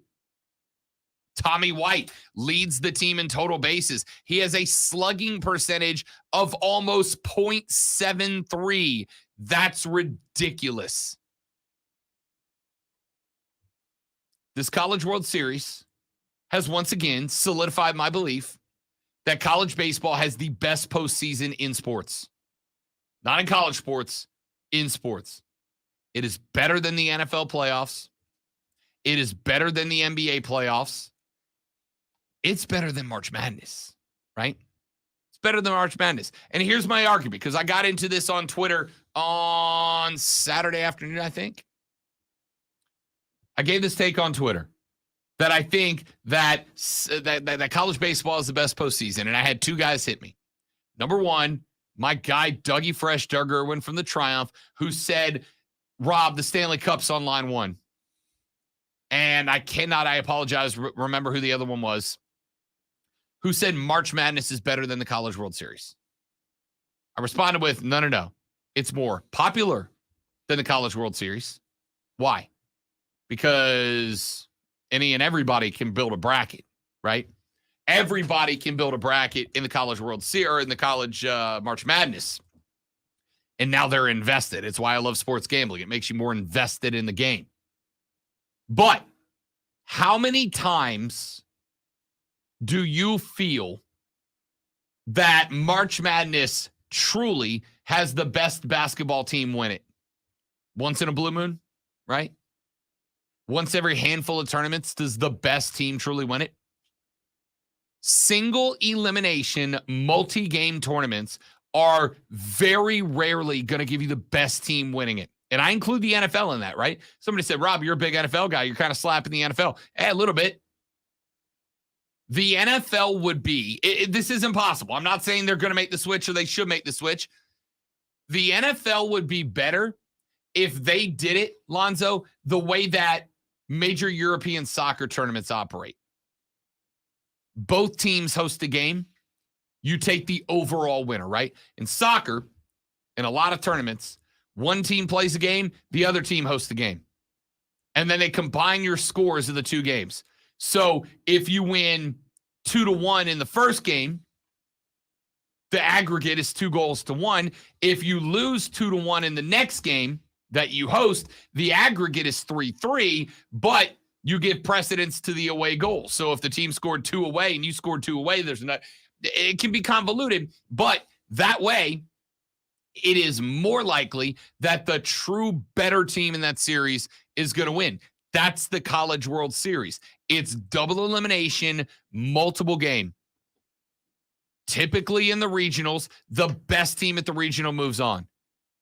Typically at the super regionals, because it's a best of 3 series, the better team moves on. And then when you get to College World Series, it's a double elimination format. So if you had, in the NFL, if you have a bad day in the divisional round, you're done, dude. You can't win a Super Bowl. In the College World Series, as I think is going to happen for LSU this evening, LSU had their hands down worst day of the season last night. Worst day of the season by a lot. They can still win the title because it is double elimination. Now, if Florida beats them again, then you will be able to say Florida was clearly the better baseball team, right? But if LSU wins it, LSU was I will take a tournament that lets us find out who is truly the best versus who has a good day and who had a bad day and it cost them a season. It is the best postseason in sports. And the fact that tonight at 6:45, if you tell your smart speaker, hey, Alexa, play The Fan Upstate.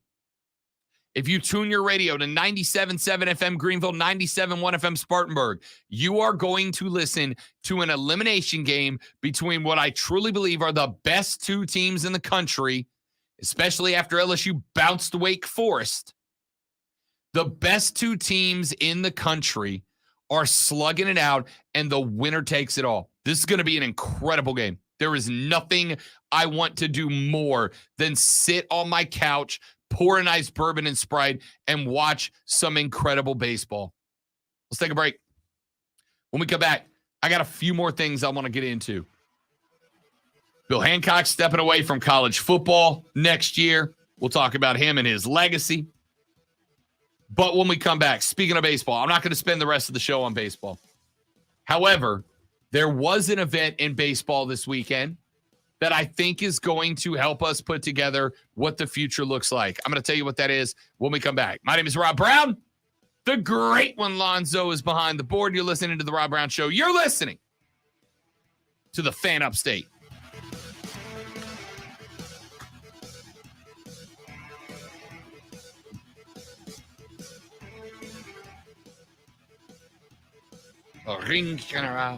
I can't do it. I can't do it. All right, take us down for a second. All right, guys, give us 30 seconds. We'll be right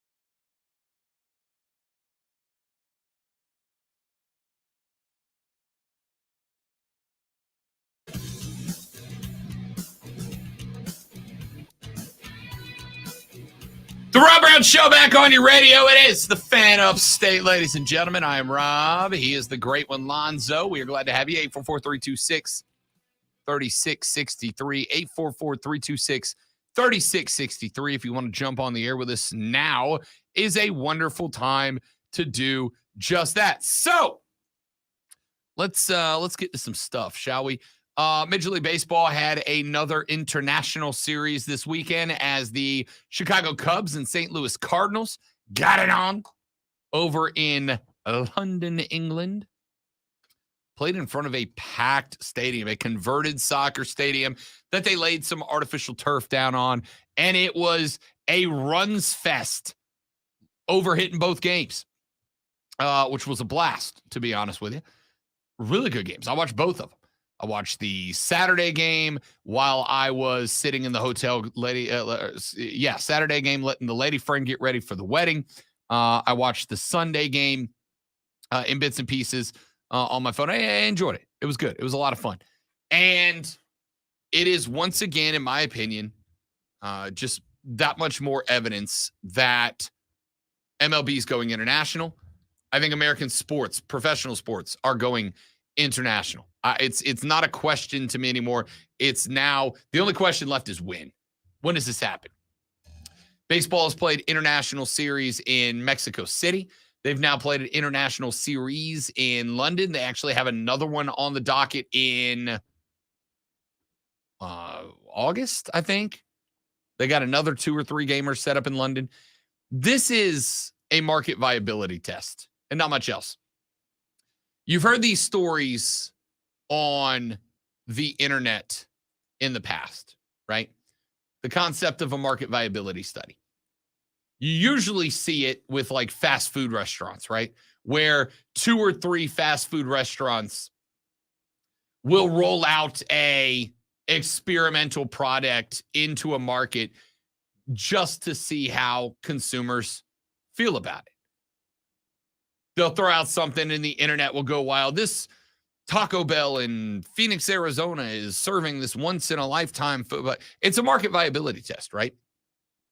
They just want to see if people like it, if people respond to it. If they try it in those small markets and it sells out, they know, okay, we can expand it. They'll try it in some bigger markets. If it sells out, bang, all of a sudden, it's national. The Doritos Locos Taco was a great example.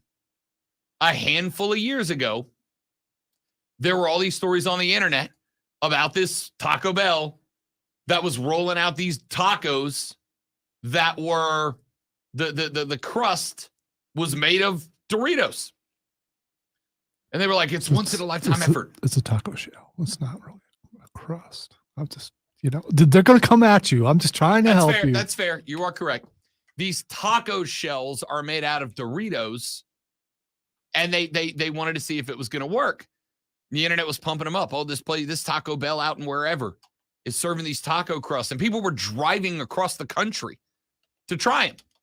Next thing you know, you pull into any Taco Bell at 11:30 at night, and when you know it, you can get a taco with a taco shell that is made out of Doritos Locos Tacos. And by the way, they're delicious. I'm a Cool Ranch guy myself, but I can see how the nacho cheese taco shell is the way to go. Nacho's better any day. You're not going to get me off Cool Ranch, man. You're not going to get me off Cool Ranch. Anyway, this is a market viability test for Major League Baseball, just like it is a market viability test for the NFL when they are playing regular season games in London and in Germany. Now, once you know, like, you can throw it over there as a gimmick and you know it's going to work, right?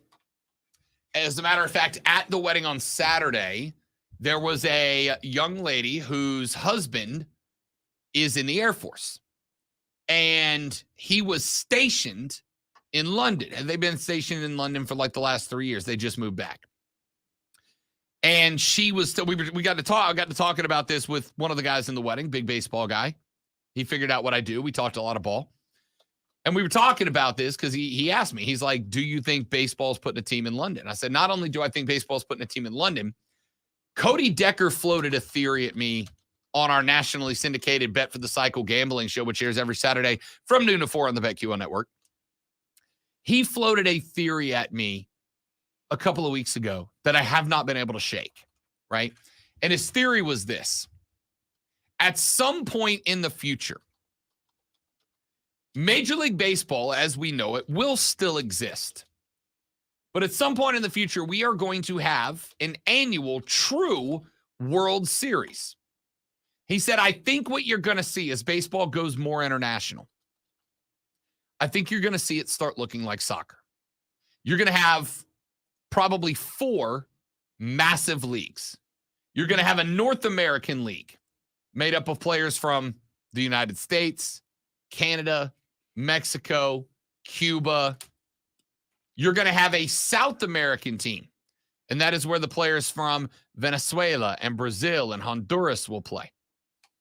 Then you'll have a European league, Germany, Italy, England, France, Spain, etc. And then you'll have an Asian league, South Korea, Japan, China, etc. He said, I think what you're going to end up seeing is you're going to see all of these leagues have a champion. So there will be a champion from North America, South America, Europe, and Asia. And then once that's over, you will see a true World Series. The 4 champions will get together at one ballpark that will rotate, much like the Olympics do. North America hosts it one year, South America hosts it one year, Asia hosts it one year, Europe hosts it one year, then the cycle repeats. You will have a true World Series where those 4 champions will get together and play a 4-team double elimination tournament.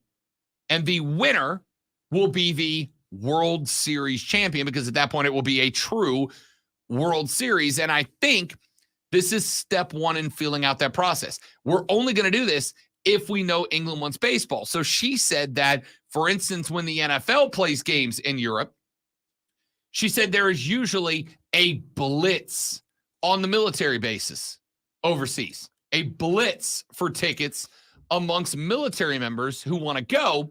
And then you start seeing the tickets make their way out amongst the Europeans, the Brits, the Germans, the French, whoever, who actually want to go see American football be played. And the reason you're seeing so many games, what do we have? I think we have 4 NFL games, regular season overseas. A couple of years ago, you had 1. Now we're up to 4. Major League Baseball has done, I think, 5 international series this season between Mexico City and London. The reason why is if you play a baseball game of there, of course, it's going to sell out. It's something to do. It's something different.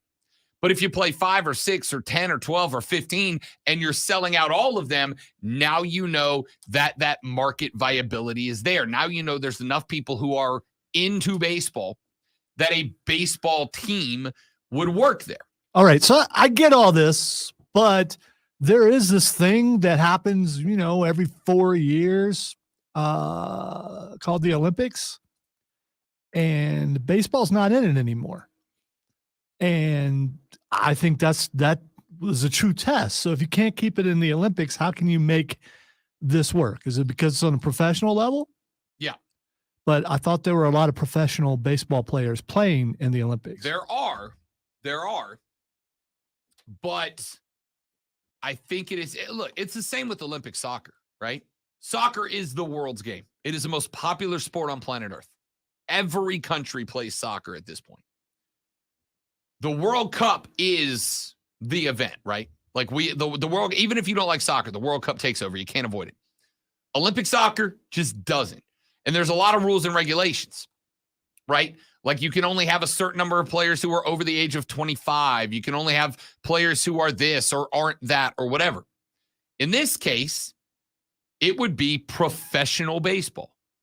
So you and I, just like we already do, obviously both of us together as one, would watch the major league season. We'd still have the Braves and the Mets, the Yankees and the Red Sox, the Giants and the Dodgers. And that would be. Now, I think you're going to have some more teams in that. I think you'll have a team in Mexico City. I think you'll have another team in Canada.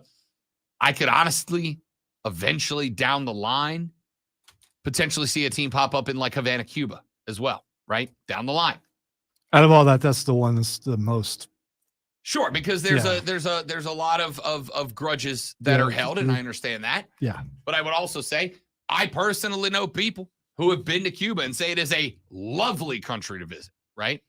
And at the end of the You day, just went Stephen A. Whether you know you did or lovely not. country. I personally know tourists.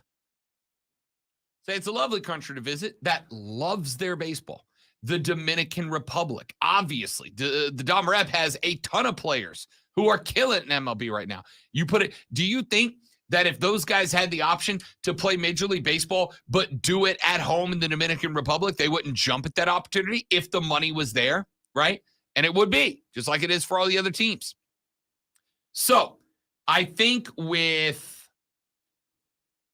all of that being considered, with the market viability showing to be there in London, in Mexico City, seeing the swath of Latin American players coming up from Haiti, from the Dominican Republic, from Honduras, Venezuela. I think when you see the success that baseball is having in those markets, it would not shock me down the line to see a North American league, a South American league that split the Caribbean countries, an Asian league and a European league, right? My buddy said, well, Japan's already got a pro league. You're absolutely right. And what are the best players in the Japanese league doing? They come here to play, right? So if you had a Japanese league that was run by and backed by Major League Baseball, you're telling me Shohei Ohtani wouldn't want to stay in Japan, but still have an opportunity to play on the world stage? Of course he would. That's why he's in LA, to play on the world stage. If MLB propped up a worldwide league, and it was, again, I don't even know if it's feasible, right? You got work laws and limitations and a 100 different federal governments, or whatever you call them, national governments you got to deal with and jump through their hoops. I don't even know if it's feasible. But if all that red tape gets cut through, I think that's the direction you're going in. I will say this, at the very, very least, I think you're going to see a team in London, right? I think you're going to see a team in London. I think you're going to see another team in Canada. I think Montreal would love to have the Expos back. And I think you're going to see a team in Mexico City. Part of the reason that the Oakland A's moved to Vegas is because baseball is going to expand. And as they award expansion teams, they want to keep as many available for an international spot as they can, right? They want to keep as many as they can. So by allowing the Oakland Athletics to leave Oakland and go to Vegas, you have now put a major league team into the most viable, untapped baseball market in America, Las Vegas, and you did not have to burn an expansion team with them. So now you've still got, in the next round of expansion, which I believe is 2 teams, I've now still got 2 teams available, which means I can put one in Mexico City and I can put one in Montreal. And now we wait 2 years, 3 years, 4 years. Now we've got 2 more expansion teams. And at that point, we will know for a fact, is London a viable market? Do we put a team there, right? And where do we put the other one? We'll have some options. So I think that's what this was. This Cards Cup series was just a market viability test. And from what I saw watching it on TV, it was produced well. It showed well. You had a lot of great offense, a lot of great moves, and a fan base that was eating it up. The stands were packed and they were loud. It was a market viability test for an international move, and it worked. Let's take a break. We'll come back and wrap up this hour of the show. I'm Rob Brown. Lonzo's on the 1s and 2s. The Rob Brown Show rolls on. It is the Fan Upstate.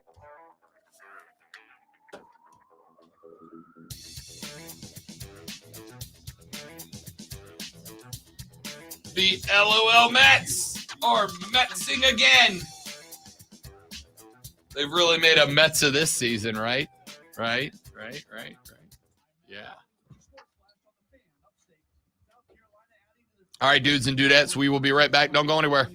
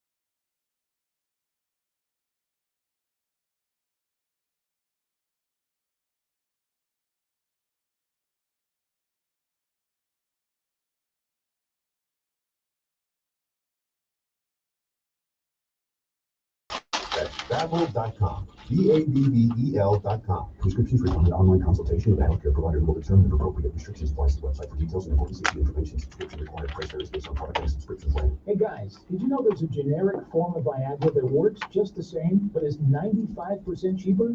And you can get it online? Just go to 4hims.com/joy. Through Hims, you can get a free medical consultation, discreet shipping if prescribed, a 100% online process, and trusted generic alternatives to the name brands at up to 95% Don't know off. if I should That's click on right, that or get not. generic Viagra as brand name Viagra, but for 95% less. It's the same medication. I still should just say prescribed it's by a trending and licensed then just medical not worry provider, about with zero why it's copay, trending. no expensive appointments, and no awkward face-to-face conversations. To start your All free right, online so that- visit, you can go to this YOLO. 4hims.com/joy. That's 4hims.com/joy for your free online visit. FORHINS.com/JOY. We're going abroad for the first time in years to Spain.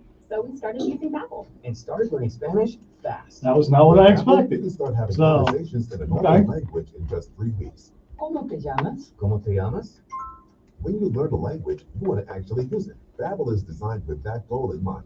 In just 3 weeks, we're starting to have conversations in Spanish. Gracias, Babbel. Babbel, language for life. Now try Babbel for free at Babbel.com. That's BABBEL.com. Not all water heaters are made equally. Some can be temperamental. Some can be unreliable and don't even think about what happens if you have neighbors downstairs. Why is it raining inside my apartment? Not with a Navien tankless water heater. You'll never run out of hot water. You only heat water when you need it, saving you tons in utility costs. Navien tankless water heaters. Visit tanklessmadesimple.com to learn more. From the Ingalls Market Studio, the Fan. Upstate. 97.7 FM Greenville. 97.1 FM Spartanburg. Always love from the Philadelphia. CBS Sports Radio. Listen on the Odyssey app. Search the Fan Upstate.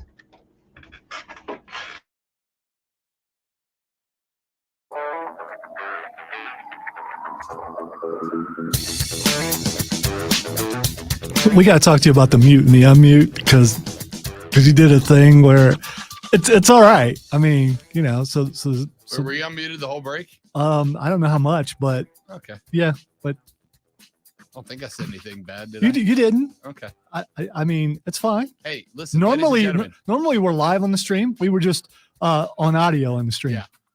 Yeah. Youngins, Facebook, YouTube, Twitch, Twitter. Check it out. those of you out there thinking about getting into this industry, rule number 1, never say anything in a room with a microphone that you wouldn't say on the radio. Rule number 1, 2, 7, 12, 14, 36, and 95. All I said was, man, I don't know if I should click on that or not. Yeah. Yeah. And did you? And I did. Risky click of the day. How'd it work? Surprisingly, not as risky as I thought. Okay. All right. I dig it. I'm more worried about things showing up on my Twitter feed because for some reason, man, nothing but dogs and stuff keep showing up. And dogs doing cute things and trick things and stuff. Okay. I don't know what I clicked on to cause like every single one of those. So I'm muting them and blocking them so I can see the sports stuff and things because breaking news for sports happens on Twitter. It still does. And I need to see all that. Yes, the dog is cute. Leave me alone. Fair. All right. Let's get back into some sprots here. We got a lot of the sports to talk about. LSU vacates all of their wins from 2012 through 2015 after a review of violations from the NCAA's Independent Accountability Resolution Panel. The Tigers are vacating 37 wins, including 2 bowl games, because former offensive lineman Vidal Alexander was ineligible for his entire college career. That kind of feels like a really big oops.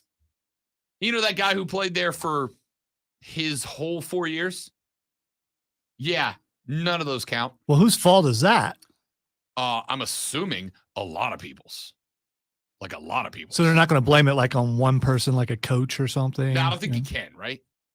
I mean, I think the coach can take some of the blame for it. You'd like to think that I don't think it's like in high school where they actually talk to whoever to see what the grades are. They probably got a person who does that to make Right. sure people are eligible. Right. I got to think if you're a coach that you trust your school to make sure that everybody that's on your team is, allowed to be on your team.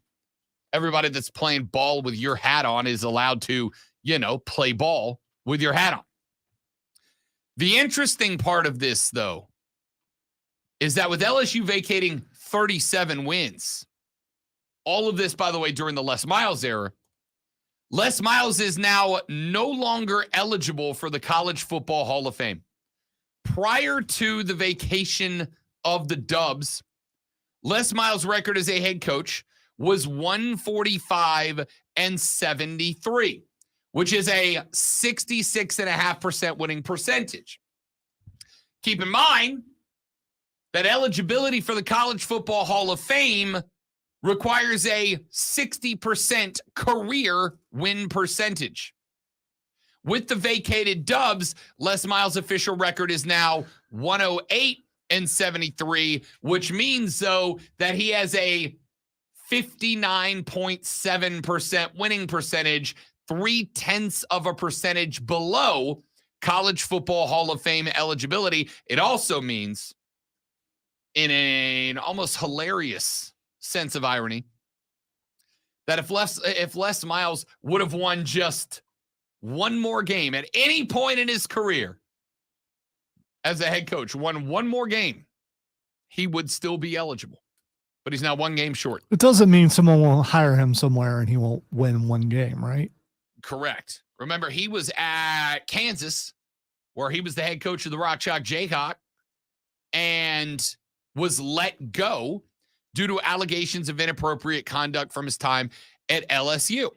Now, LSU self-imposed the penalty back in 2022, but it was locked away as confidential until a ruling finalized itself last Thursday that made those results public. LSU also self-imposed scholarship reductions by losing 8 football scholarships and 2 men's basketball scholarships.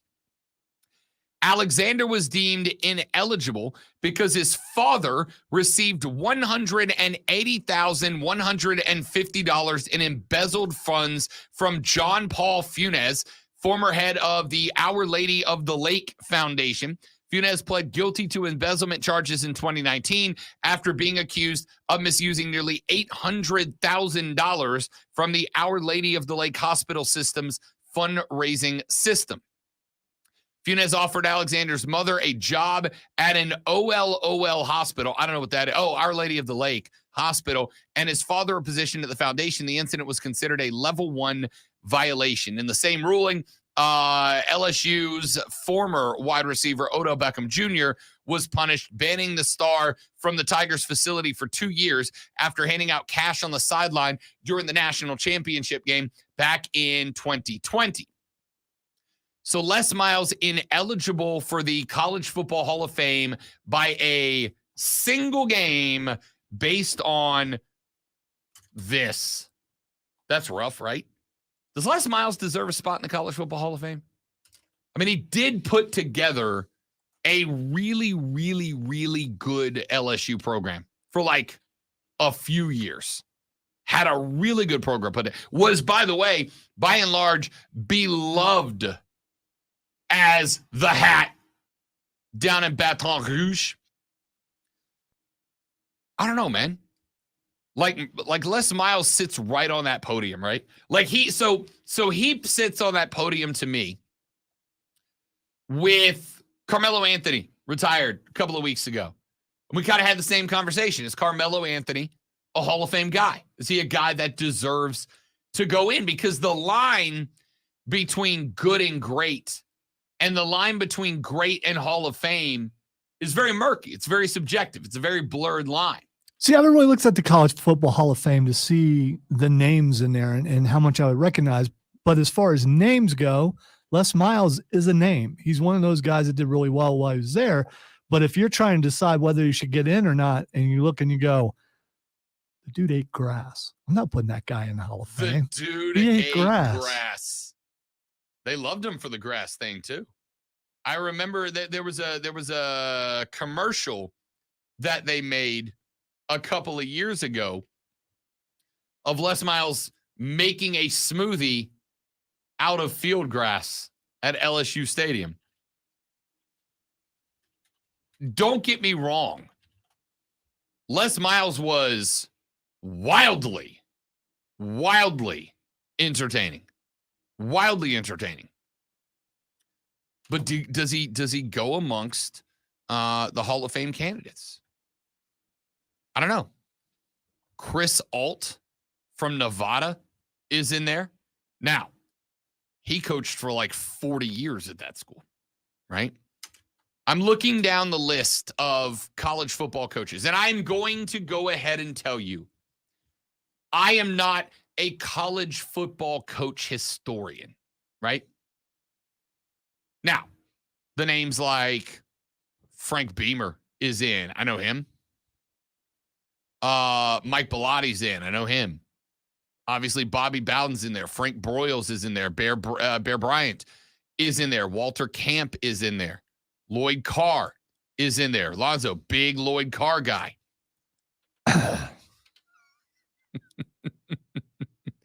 Dan Devine is in there. Bobby Dodd is in there. Why wouldn't he be? They named the stadium after him. Pat Dye is in there. His time at Auburn got him there. Dennis Erickson's. So, like, I know the biggest names of the big names. Paul Johnson is in there. Is Les Miles on this list? Like, are we? Because I saw the internet. I don't know. Hearing that list, I would say, yeah, probably. It's hard. I mean, it's hard to say no, right? Like, Les Miles won a lot of games during his time as a head coach. Well, not anymore. Les Miles had a lot of games that at one point were credited as wins during his time at LSU. You know, if you're trying to judge whether he should get in the Hall of Fame, if you're one of the people or however they pick it, you got to look at it. They won those games. Sure. I mean, whether that guy was ineligible or not, he still played well enough to help them win those games. I don't know. Yeah, I really don't. Like, and that's, so I had somebody say once, Rob, if you can't look at a guy and go, that guy deserves to be in the Hall of Fame, then that guy does not belong to be in the does not deserve to be in the Hall of Fame. And I actually think that's a good argument, right? Does Les Miles deserve to be in the Hall of Fame? I got to think about it. I got to go back. I got to read up. I got to brush up on my ever failing memory. I'm going to say maybe. But do you believe that the argument, if he's a maybe, he's a no, is a good argument?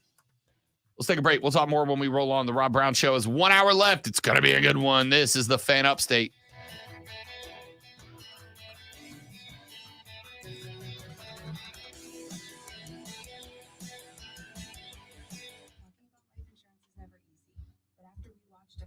Lose her husband with no insurance. We decided that wasn't going to happen. Shopping for life insurance can be almost as difficult as talking about it. But then we heard about Ethos Life Insurance. They're a new kind of life insurance, built for people on a busy schedule who don't have time for unnecessary doctor's visits, fine print, or hidden fees. You know, who want to keep it simple. I couldn't believe how easy it was. Yeah, I agree with you, James. So if you hear he went in, you'd be like, yeah, okay. Yeah. I mean, I wouldn't do a segment about how he doesn't deserve to go in if he goes in. But I would need to work to put together a segment about why he does. Yeah, the unexpected. I'm glad we talked about it. I'm glad we went with ethoslife.com. Go to ethoslife.com now for your free estimate. That's ethoslife.com. Do we feel about Mission Impossible the way we feel about John Wick? Like, I'm good. Like, if you just keep making these movies as over-the-top action flicks, I'll keep watching them. Or if we run our course with Mission after Impossible. Tom Cruise's tirade during COVID, which was just ridiculous, that kind of bothered me a little bit. I mean, dude, calm down a little, okay? Just calm down. But then the one with Cavill in it was excellent. Yeah. And there are reports out now, stories, you can look it up, where the biggest stunt on the movie, Tom Cruise wanted to do it first in case he died. Yeah, somebody told me that story. Yeah, this in case he died. Yes, it's a one where he's driving his motorcycle off the side of a cliff, so that he could be replaced or so they could change the script. Yeah. So he assumed the movie would go on if he died. That makes you want to. I mean, do we respect that, or do we think that's bona fide crazy? he is bona fide crazy, doing all his own stunts and stuff. But back in the day, early on in cinema, a lot of those guys did their own stunts. So it's just weird. And maybe it's because they can't find a stunt guy his height. So they just had to go ahead. He just asked, sorry, Tom, you got to do it yourself. There's no one short enough to be your stand-in.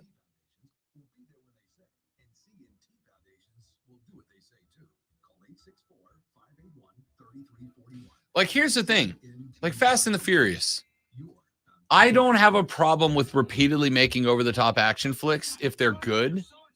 It has gotten to the point where, like, Fast and the Furious was getting a little too carried away with the believability of stunts, right? And it's subjective. It's just me. I watch movies that I don't think can really happen. So that's my kind of thing. I don't disagree with that. There's a difference, though, between I don't believe this could happen versus you're just breaking physics. Like, you're just pretending physics doesn't exist. Yeah, so do most superhero movies. Right, but those are superhero movies.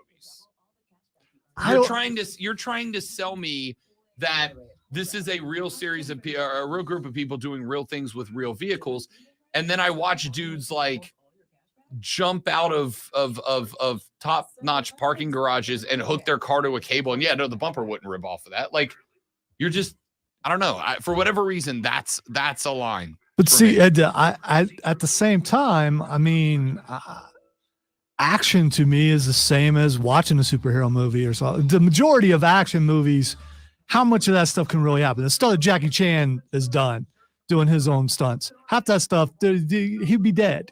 I mean, there's just. Is Mission Impossible like Indiana Jones where the star sells the movie?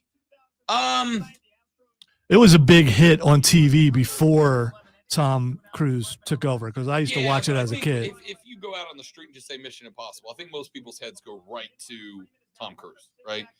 I would say Mission Impossible would not be Mission Impossible without Tom Cruise, but is it impossible to make Mission Impossible without Tom Cruise now? No, I don't think so. If you get another megastar in that role, I think. Would you put it in the vein of James Bond though, where you can just replace James Bond? I think so.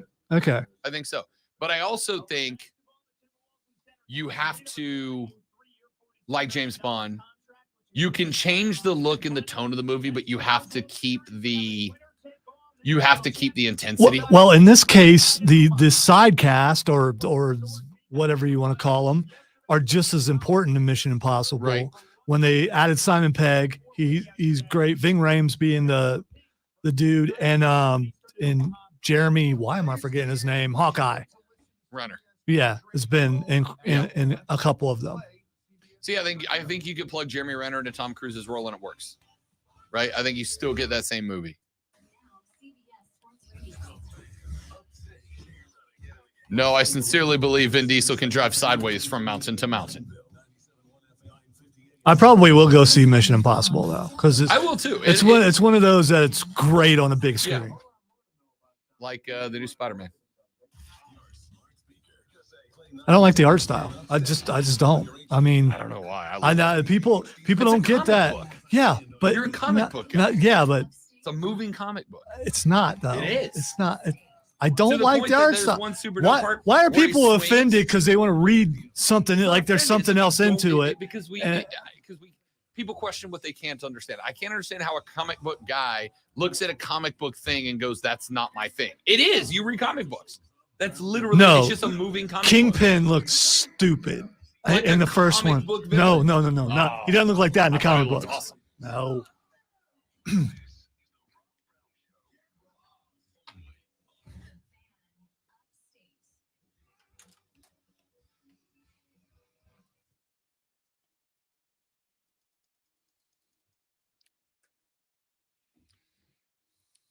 The third, the final, the best, the money hour of the Rob Brown Show goes now. This, ladies and gentlemen, is the Fan Upstate. How we doing?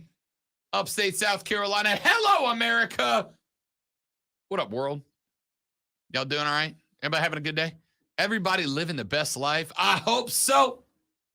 Booked up hour of the show. If you want to be a part of it, 844-326-3663, 844-326-3663. You can also text us at 71307, 71307.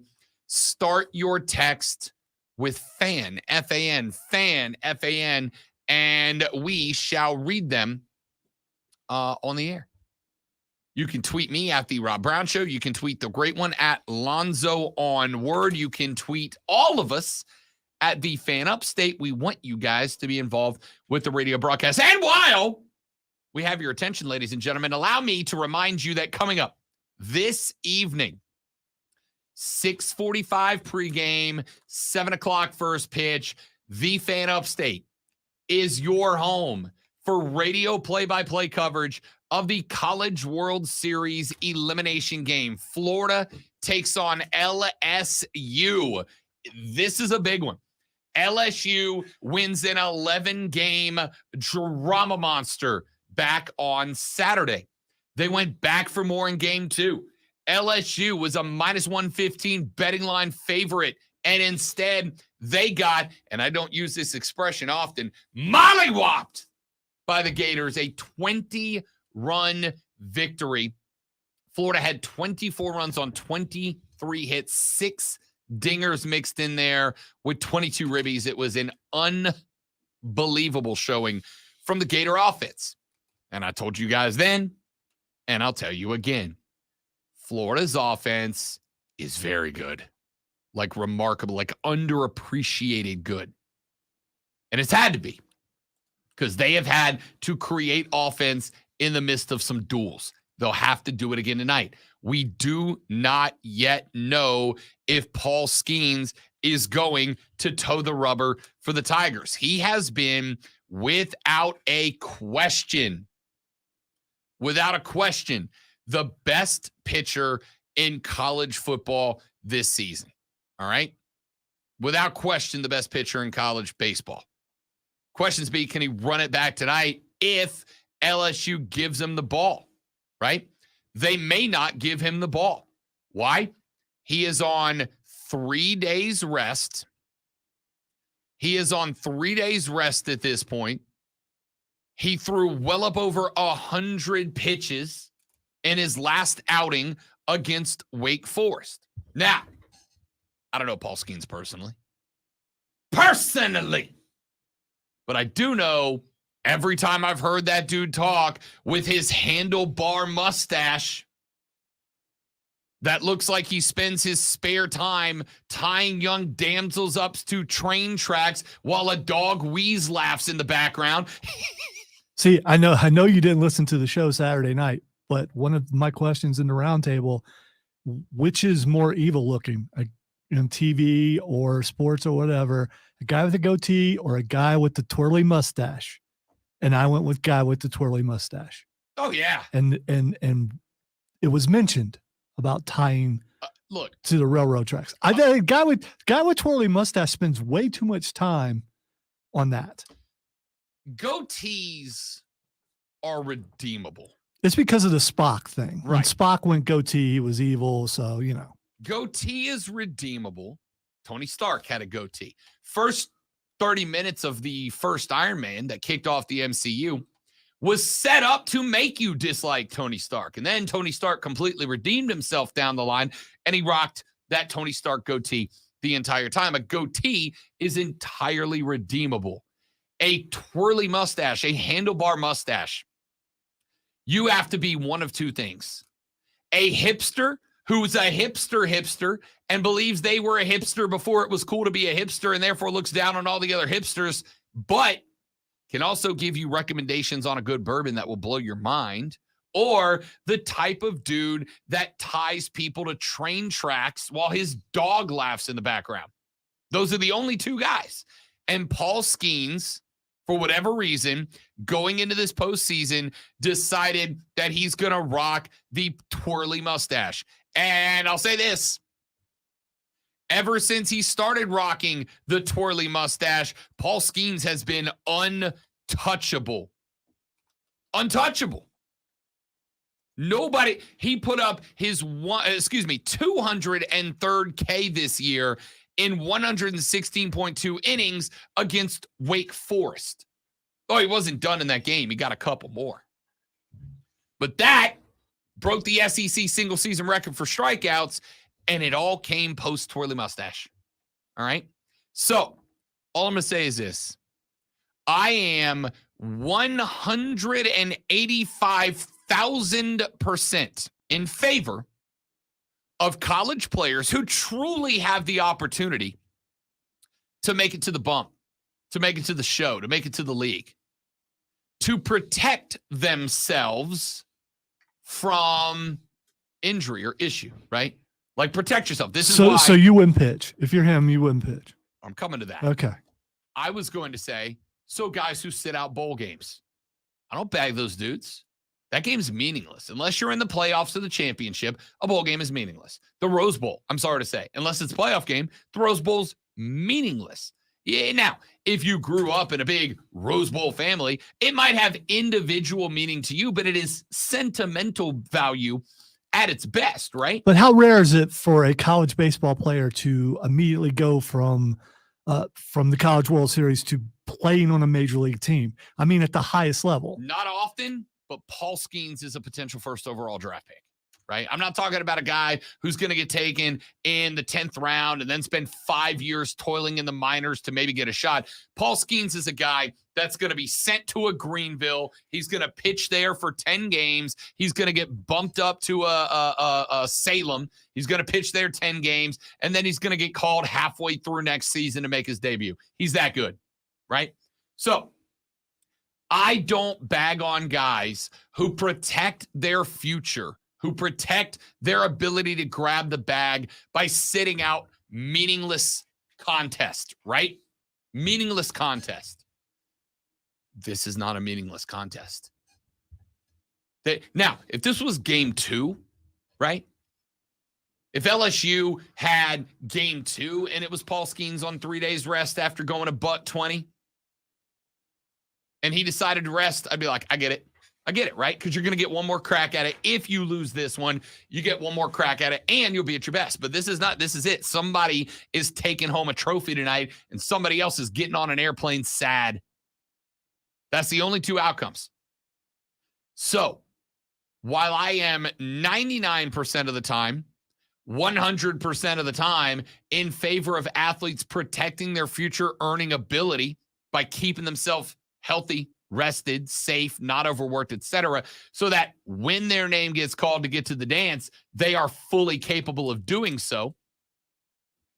When it gets to that point, I am for these guys protecting themselves. But I got a strong feeling Paul Skeens goes to the bump tonight for the LSU Tigers.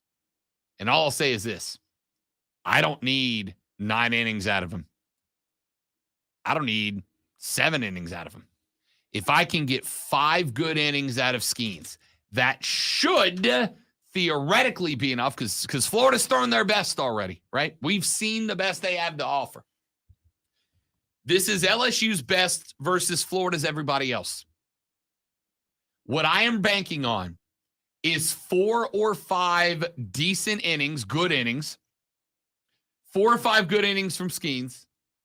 Let LSU's bats go to work and give me a 4, 5, 6 run cushion before we start bringing in the guys out of the pen.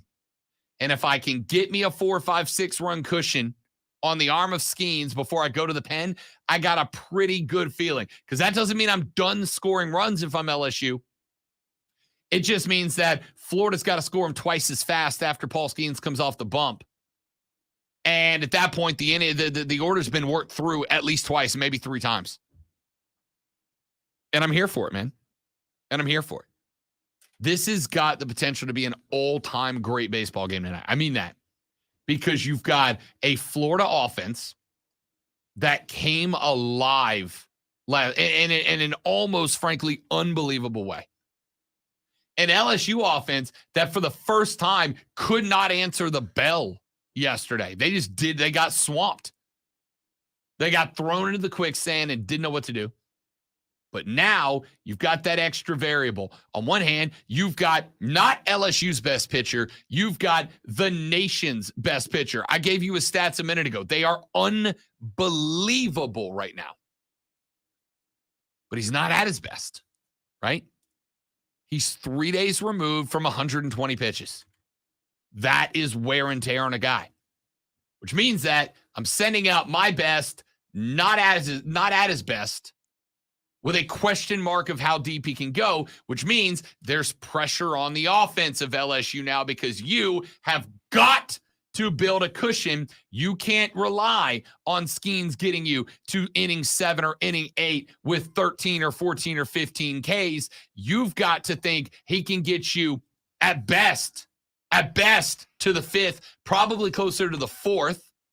Maybe give up a run or two in the process. You have got to give yourself a cushion while Skeens is out there so that once he's gone, Florida's got to outpace you 2-1, and that's hard to do. Is it better to bring him in as relief or to put him out there early? I don't hate the concept of bringing him out as a relief pitcher. I actually had the same thought. What if you save him and you bring him out in the 7th, right? Just let him go 7, 8, 9. And I think you end up what you're creating there is regardless of who you go with after Skeens, I would rather have a cushion early and know exactly where I stand than go to 7, have that thing be tied at 2-2 or 2-1 or whatever, have that thing be a low-scoring contest, and now I'm putting a demand on my guys, right? Now you have to go score 2 or 3. I would rather trot him out early and give because if my offense can build me a lead early in this game, based on the confidence they have that Skeens is going to be that guy, which means they're going to be more aggressive at the plate. They're going to be more aggressive base running. That's what I want in a championship elimination game. If I can get my guys comfortable and confident, all right, we got Paul out there. Now let's go do our jobs. And I can get them to buy into that and go, as the kids say, ham on all of it, then I think they're playing a little more aggressive, a little more confident. They run the bases a little more freely. We probably get a couple of extra runs as opposed to the other way around. We better build a lead before Skeens comes out late. There's pressure on you now. You're going to be more conservative. You're going to be less aggressive at the dish. You're going to be less looking for hot contact balls and more looking for, I'll play with the strike zone a little bit. Keep in mind, and one thing that I think is going to be really interested about all of this for me, or is going to keep me interested in all this, is the umpiring in this College World Series has been atrocious. It's been bad. Like, it has been remarkably bad. Strike zones are wildly inconsistent. Strike zones are all over the place. I sent out a tweet during the Wake LSU game 1, the one that Wake won, I think it was, talking about that, and it got like a couple hundred retweets because the strike zone was like 6 inches outside the plate if you threw inside, but 3 inches inside if you threw outside. If you threw inside and the ball was at the chin, it was a strike. But if you threw outside and the chin, it was a ball. It was just ridiculously inconsistent, which means you got to have a guy who can pound the plate with incredible control. That's Paul Skeens. That's why I like the edge there. Take advantage of an inconsistent strike zone because it has been in every other game so far. With a guy who has figured out how to work that zone better than anybody else. And if he can work that zone better than anybody else, and I think he can, your batters have a little bit more room to be comfortable with. That's just a thought. I don't hate the play of bringing him out of the pen in relief.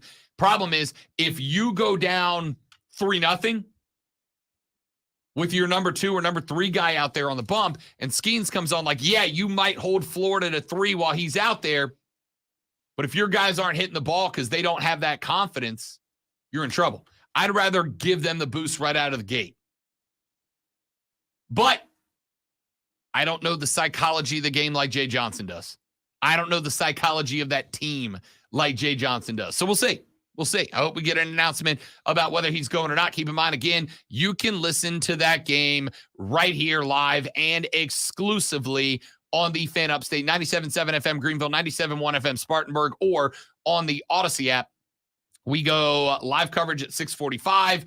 First pitch at 7 p.m. Dude, I'll be on the couch. Can't wait.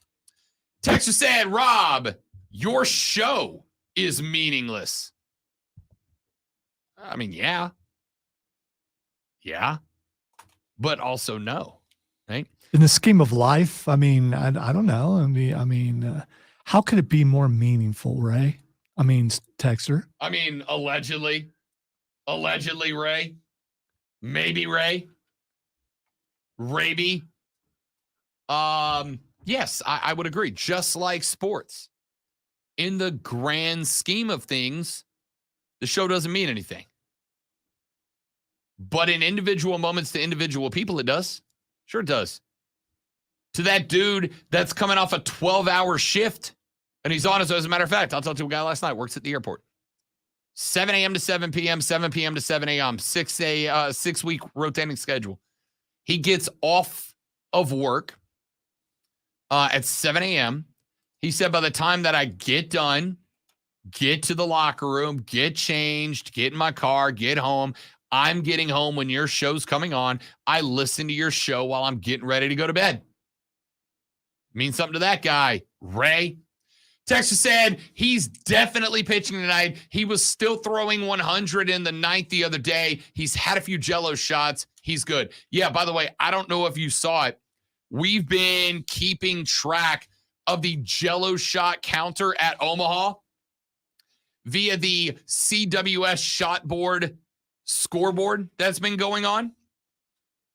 I would like to point out, ladies and gentlemen, that the LSU Tigers, as of yesterday, before the game, okay, your shot total stood as follows. The nerds from Stanford and Virginia couldn't even crack a K. 866, 912 for Virginia and Stanford. Then you get into the thousands. Tennessee, 2,192 Jello shots put down. Florida, who was still playing, 3,270. Oral Roberts outpaced the Gators, 3,297.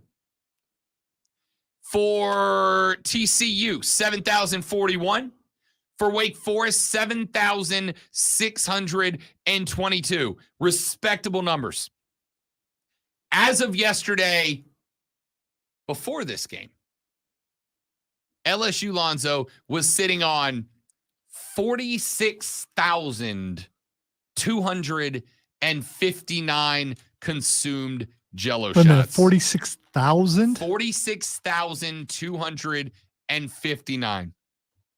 At $5 a pop means that LSU has spent $231,295. Now, we do not have today's updated number, but Rocco's Pizza Cantina, that was it. Rocco's Pizza Cantina said that they expected LSU would scream past the 50,000 mark by last night. I have no doubt after getting popped in the mouth 24-4, they might have made it to 60K last night to drown the sorrows a little bit. $231,295 so far donated by LSU fans in return for Jello shots. That's almost enough to get you on a submarine to see the Titanic. Almost. Let's take a break. When we come back, Ray texted. Well, guy claiming to be Ray texted. He said, the show isn't meaningless. You're meaningless. That actually is probably more accurate. That's probably more accurate. It does sound like Ray, though. Yeah, it does. If it's not Ray, he's doing a hell of a Ray impression. Let's take a break. We got a few more things I want to get to before we call it a radio broadcast. We'll get a little soccer in here. And how bad have you ever wanted to walk off your job? What's the worst thing you've ever done, said, or lied about to get out of work? Because I got a guy who's, going to have his friend take the cake.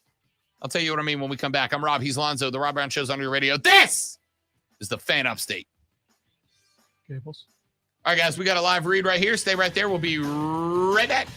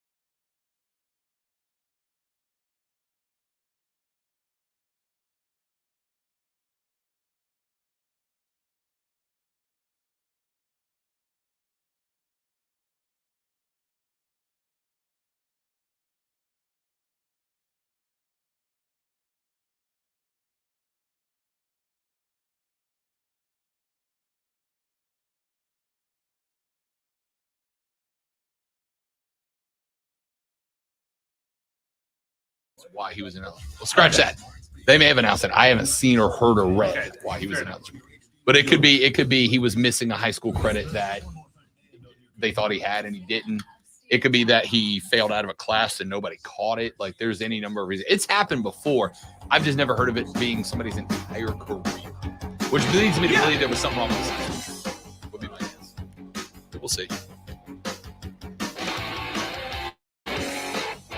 The Rob Brown Show rolls on. It is the Fan Upstate, ladies and gentlemen. Welcome back. So glad to have you. Rob Brown, the great one, Alonzo, with you on a beautiful Upstate Monday afternoon, mainly because my power is back on. NBA Draft went down this weekend on Friday night, as a matter of fact. We'll start with what I find very interesting. Now, I don't know if this is the Victor Wembanyama effect. I don't know if there is a new peak.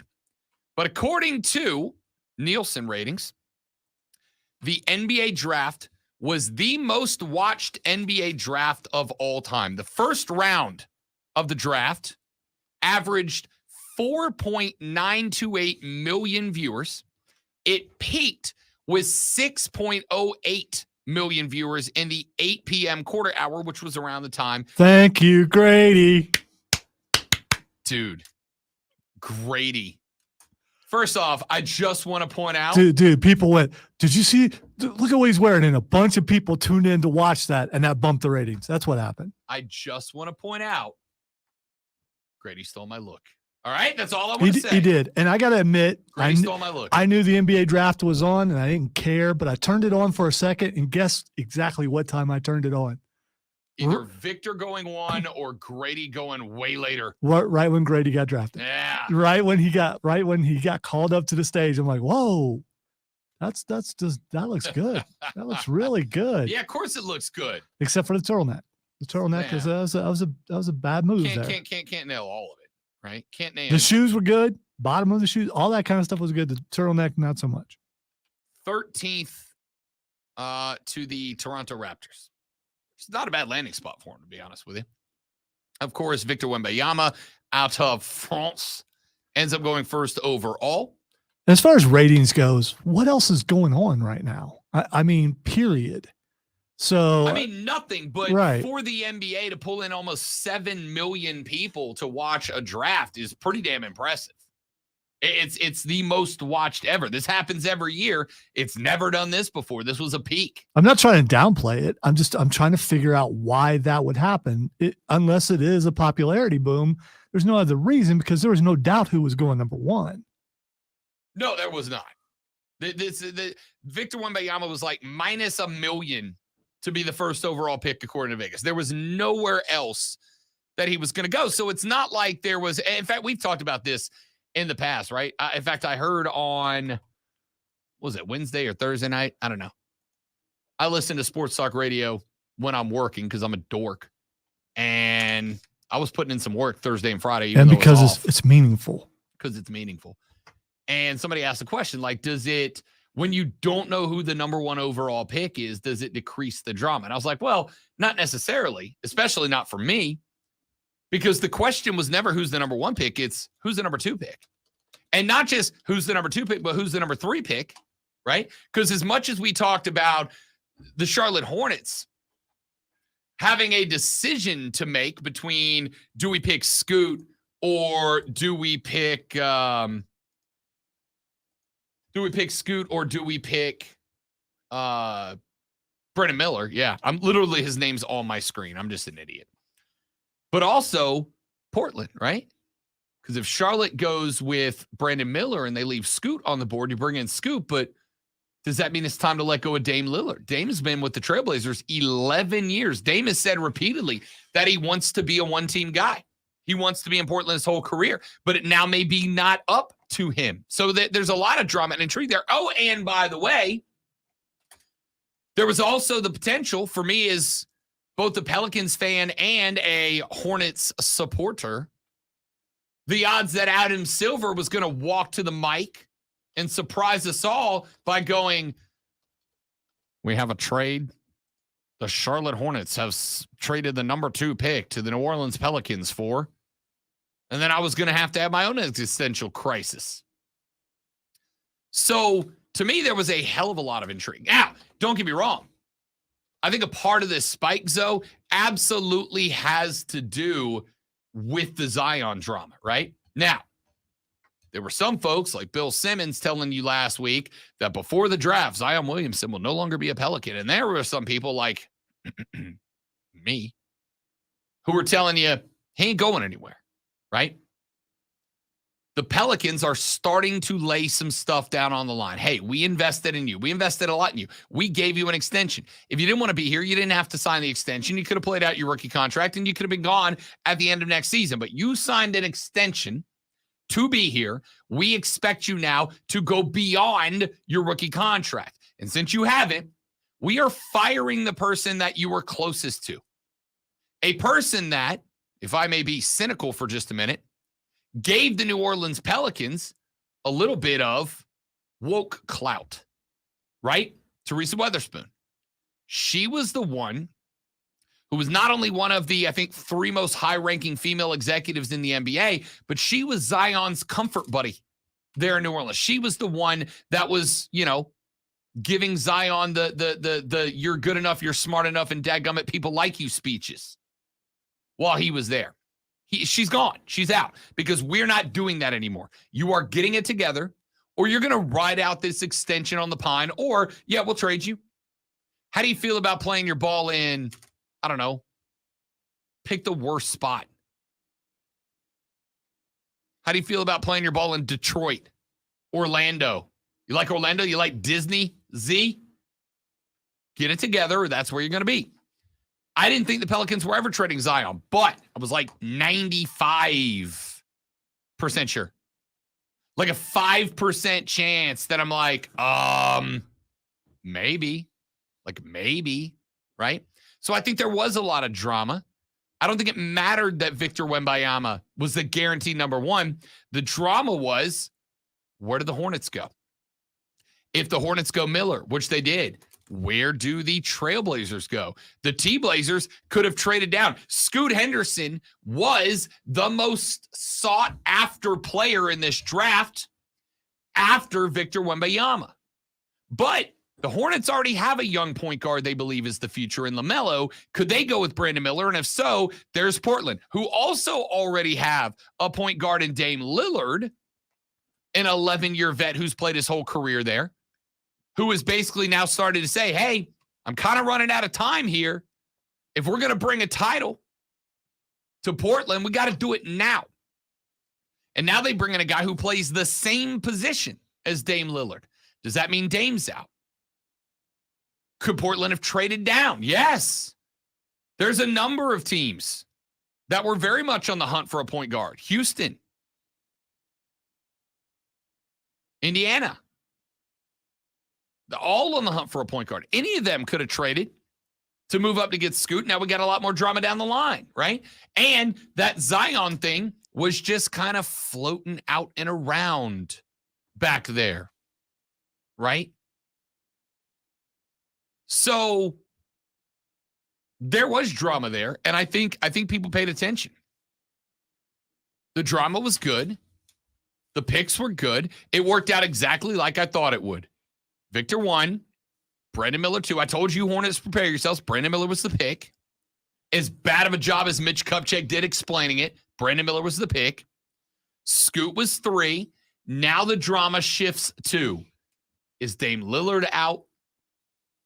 Do they send him to Miami? Because that's the rumored landing spot right now. Dame Lillard and Jimmy Buckets next to each other? Deadly. I love that. I love that. Is that the landing spot? If so, what does Miami give up? Does it give Portland enough to build around Scoot Henderson? And is he a year 1 star? I don't know, right? The NBA right now is interesting to me. And it goes back to the Denver-Miami matchup in the finals. You know what? I watched most of this draft Friday. We had the rehearsal dinner / welcoming party on Friday. And the groom comes up to me about an hour before it starts. And he goes, hey, I'm probably going to get him in trouble, but whatever. It's a great story. He goes, hey, don't tell anybody. But when the draft starts, we're all going inside to sit around the TV. Don't tell anybody, right? Because none of the girls wanted that. None of the girls were like, hey, let's split into dudes and chicks. Y'all go inside and watch the draft. We'll stay out here and work the barbecue grill or whatever. He's like, don't tell it. We're just going to do it. We're just going to go in and start watching it. If we're all in there together watching it, none of them are going to be the bad guy to come in there and bust it up. So we're all watching. And as I'm watching the draft on Friday night, do you know what words I never heard, Zoe? Super team. I never heard that, right? I never heard so-and-so's moving around the draft to build a super team. So-and-so made this draft for this star player to build a super team. I saw a lot of how does Amen Thompson fit into the Rockets? How does Anthony Black play alongside Paolo Banchero? How does all this work? I saw a lot of people talking about chemistry of young guys fitting in with teams because I think the NBA has awoken to see it's not about building super teams anymore. Yeah, but you can't build a super team through the draft. It has to be an established player. You can use the draft to get an established player, right? And that was the other part. We didn't really see any trade day or any draft day trades, right? At least none of any major consequence. We didn't see Kyrie Irving getting traded out of Dallas to be picked up by LA. We didn't see that. That was a thought everybody had. We didn't see it because I think the NBA has now gotten to a point where they're looking at it and going, well, you know, the two teams that made it to the finals this year, the two teams that took themselves to the top this year, those two teams did it without being super teams. Those two teams did it by grabbing a really good player, having a secondary very good player around them, and building up. We should do that via the draft. And I think it worked. I think it worked exceptionally well. And I think there's something for them to show for it now, right? And I think that's what happened in the draft. You didn't see anybody orchestrating anything more than let's get the guy that fits our chemistry the best. And I appreciated that. So I don't know. I floated that theory after the finals. I think that those finals I think that theory has been somewhat justified at this point. By the way, this draft, I don't know. I thought the draft line, so I thought it was wildly entertaining. It's a draft. That's just Skeletor getting up there and saying the names of players. And I thought it was incredible. Also, by the way, and I got to give him a dap for this, I thought ESPN did a really good job, Zoe, of kind of finding a real good balance between player stories and basketball analysis, right? All right. I didn't watch the whole thing, but the portion that I did watch, I was going to point out that I thought they did a really good job. Yeah. Not just the player interviews, but the crew that was, bringing you the draft. I thought there was good chemistry there, and I thought they did a really good job. There was never a, hey, look at me while I give you this point.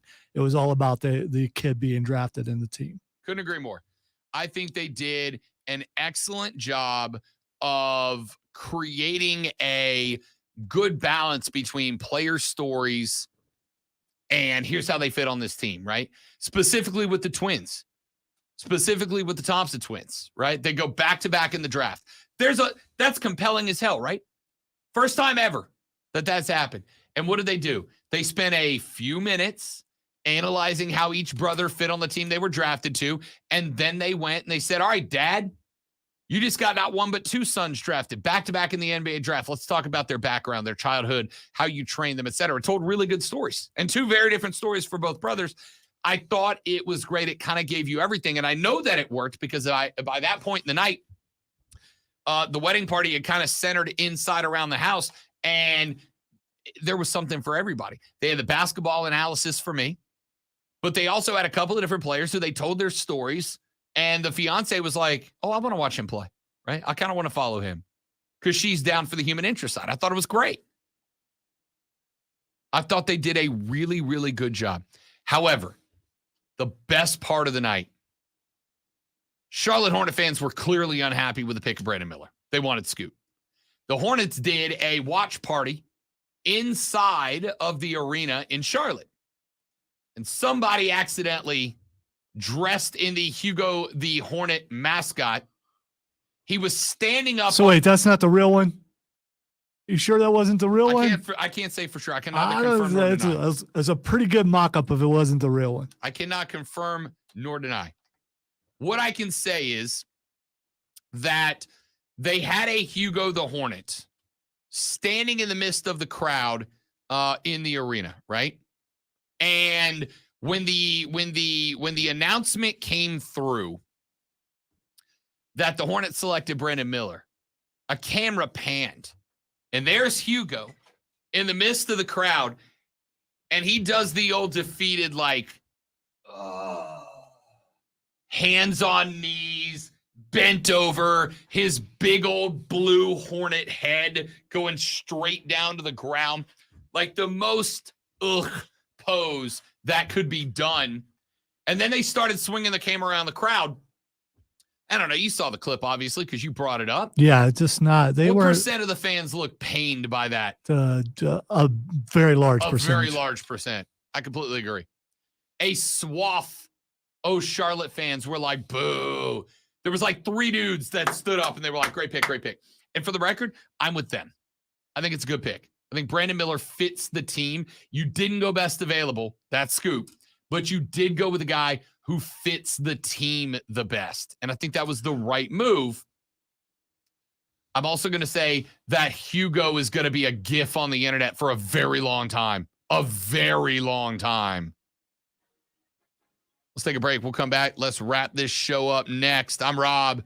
The great one's on the board. You're listening, ladies and gentlemen, to The Rob Brown Show. You're listening to The Fan Upstate.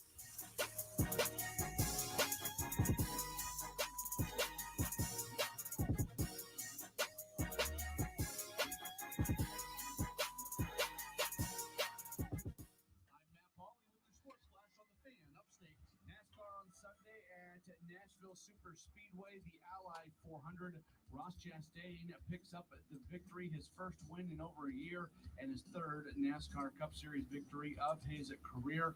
Up next for NASCAR, a big weekend they had to Chicago for Sunday's street race. South Carolina doing some work in their 2024 recruiting class as the football program has picked up a verbal commitment from running back Matthew Fuller. He comes from the state of Georgia, is considered the 45th best running back in the 2024 recruiting class. Braves baseball, they beat the Reds yesterday 7-6. Tonight, they begin the series against the Twins. Download the Score app today. Lightning fast sports alerts so you never miss a thing. It's why the Score app is one of North America's most popular sports apps.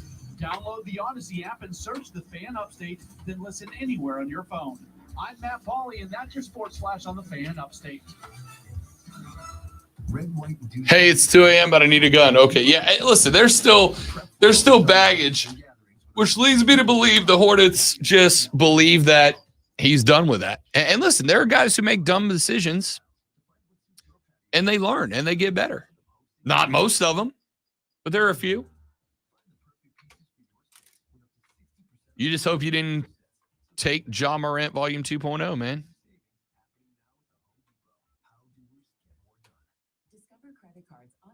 Double all the cash back you earn at the end of your first year, which means wait, hold up.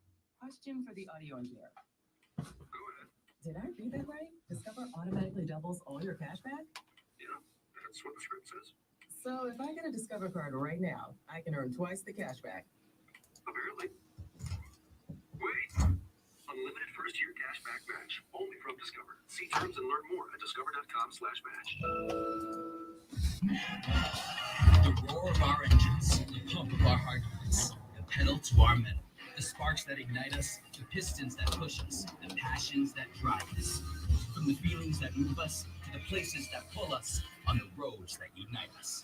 With nearly 6,000 stores and over 17,000 auto care centers, Napa has America's largest network of parts and care, here to keep you firing all cylinders. This can't keep your loved ones protected from pests, but Raid can.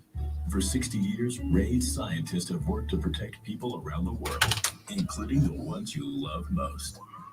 Raid, protection for all. This afternoon, humid with a possible gust of thunderstorm, high of 89. Weather brought to you by Total Wine and More. At Total Wine and More, save big on what you love this month with hundreds of deals on amazing wines and spirits. Love what you find at the lowest prices only at Total Wine and More. Drink responsibly. B21. From the Ingalls Market Studio, the Fan.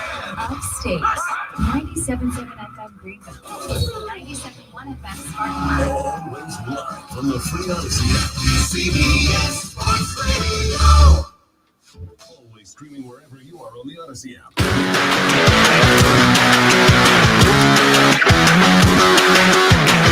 Texter said Ray's mother was a hamster and his father smelt of elderberries. Now go away or I'll be forced to taunt you a second time. Texter said, Ray, Rob's meaningless but meaningful enough to text. Too early to be drinking, big dog. Also, Lonzo, I'll be tweeting you pictures of dogs to screw with your algorithm. I have spent a good portion of the time.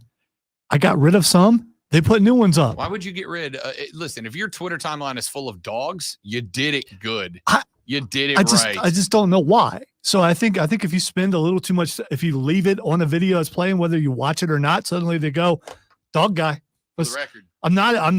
I am a dog guy, but I want to see some other things other than it's weird. All right. Lonzo, what's the, I'm not going to ask you because you don't have an answer. I was going to say, what's the wildest thing you've ever done to get out of work? But Lonzo's never done that before. All right. Yeah, I don't. Yeah.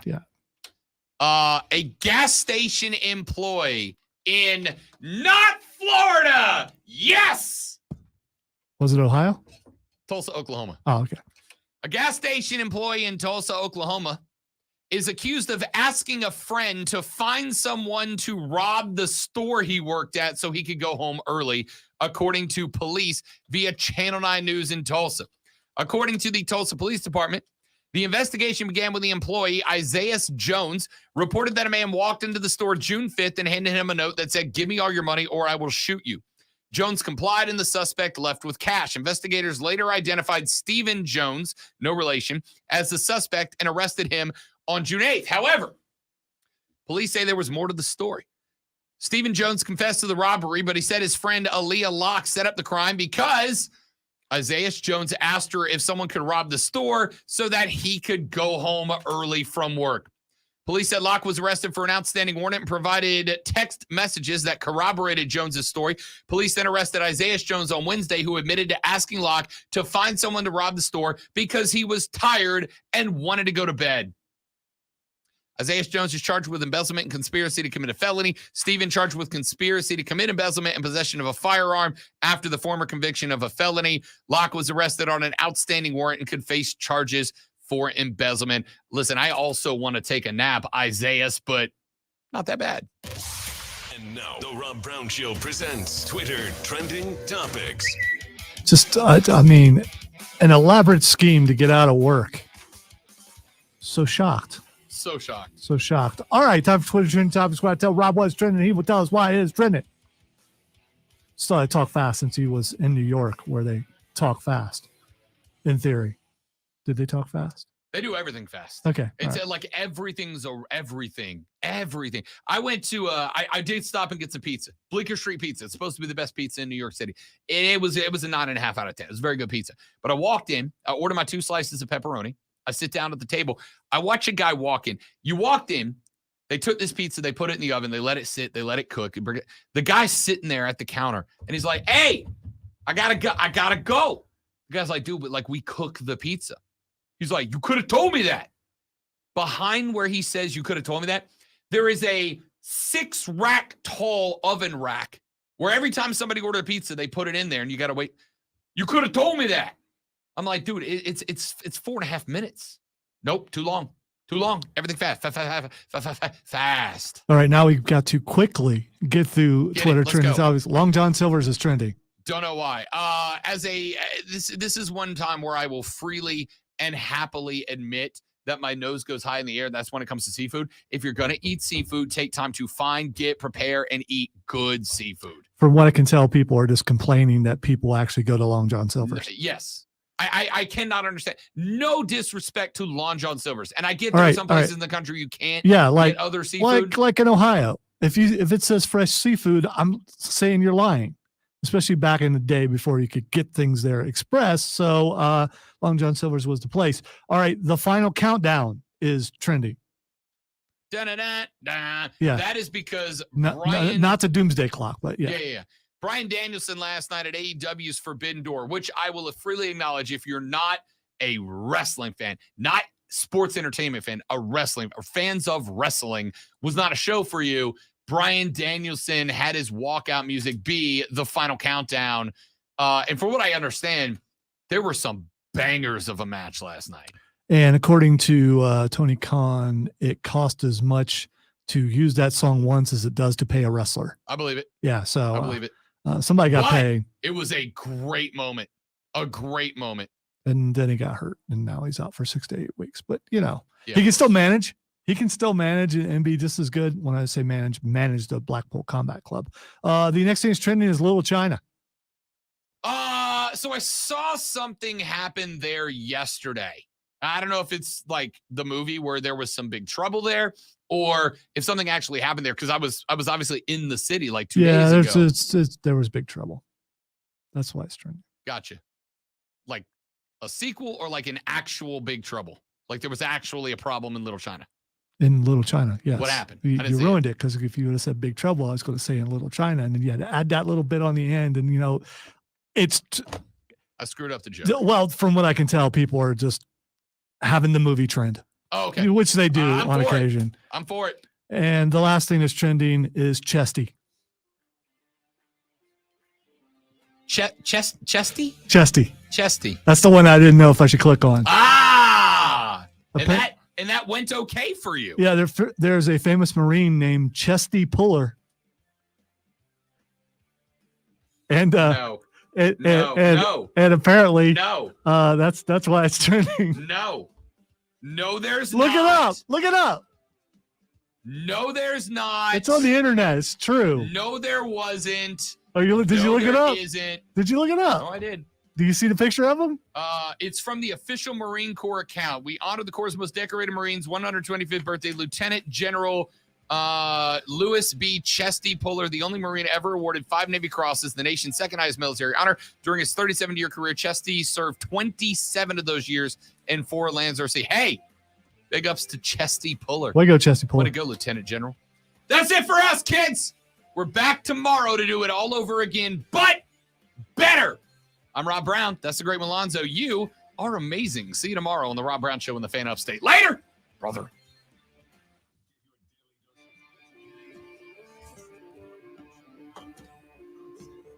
Long John Silver's, where everything tastes the same. Also, I typed in Chesty, and the first 3 options to click on were not Puller. So there's that. Lonzo out here trying to get us all in trouble.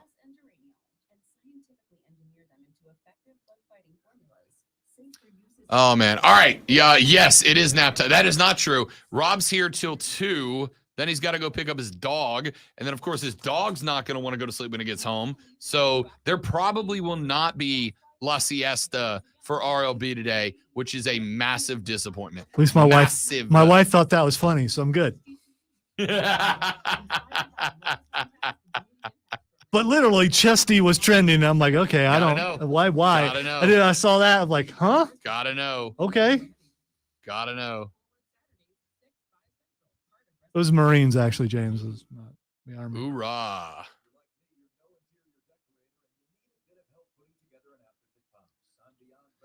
All right, dudes and dudettes. It is not nap time, but it is catch-up time for your boys. So I'm out. Thank you guys for hanging out. Thank you for watching. Share the show around with your friends. We want to keep it growing and keep it going. Have a lovely rest of your Monday. You're the best. See you tomorrow. Goodbye.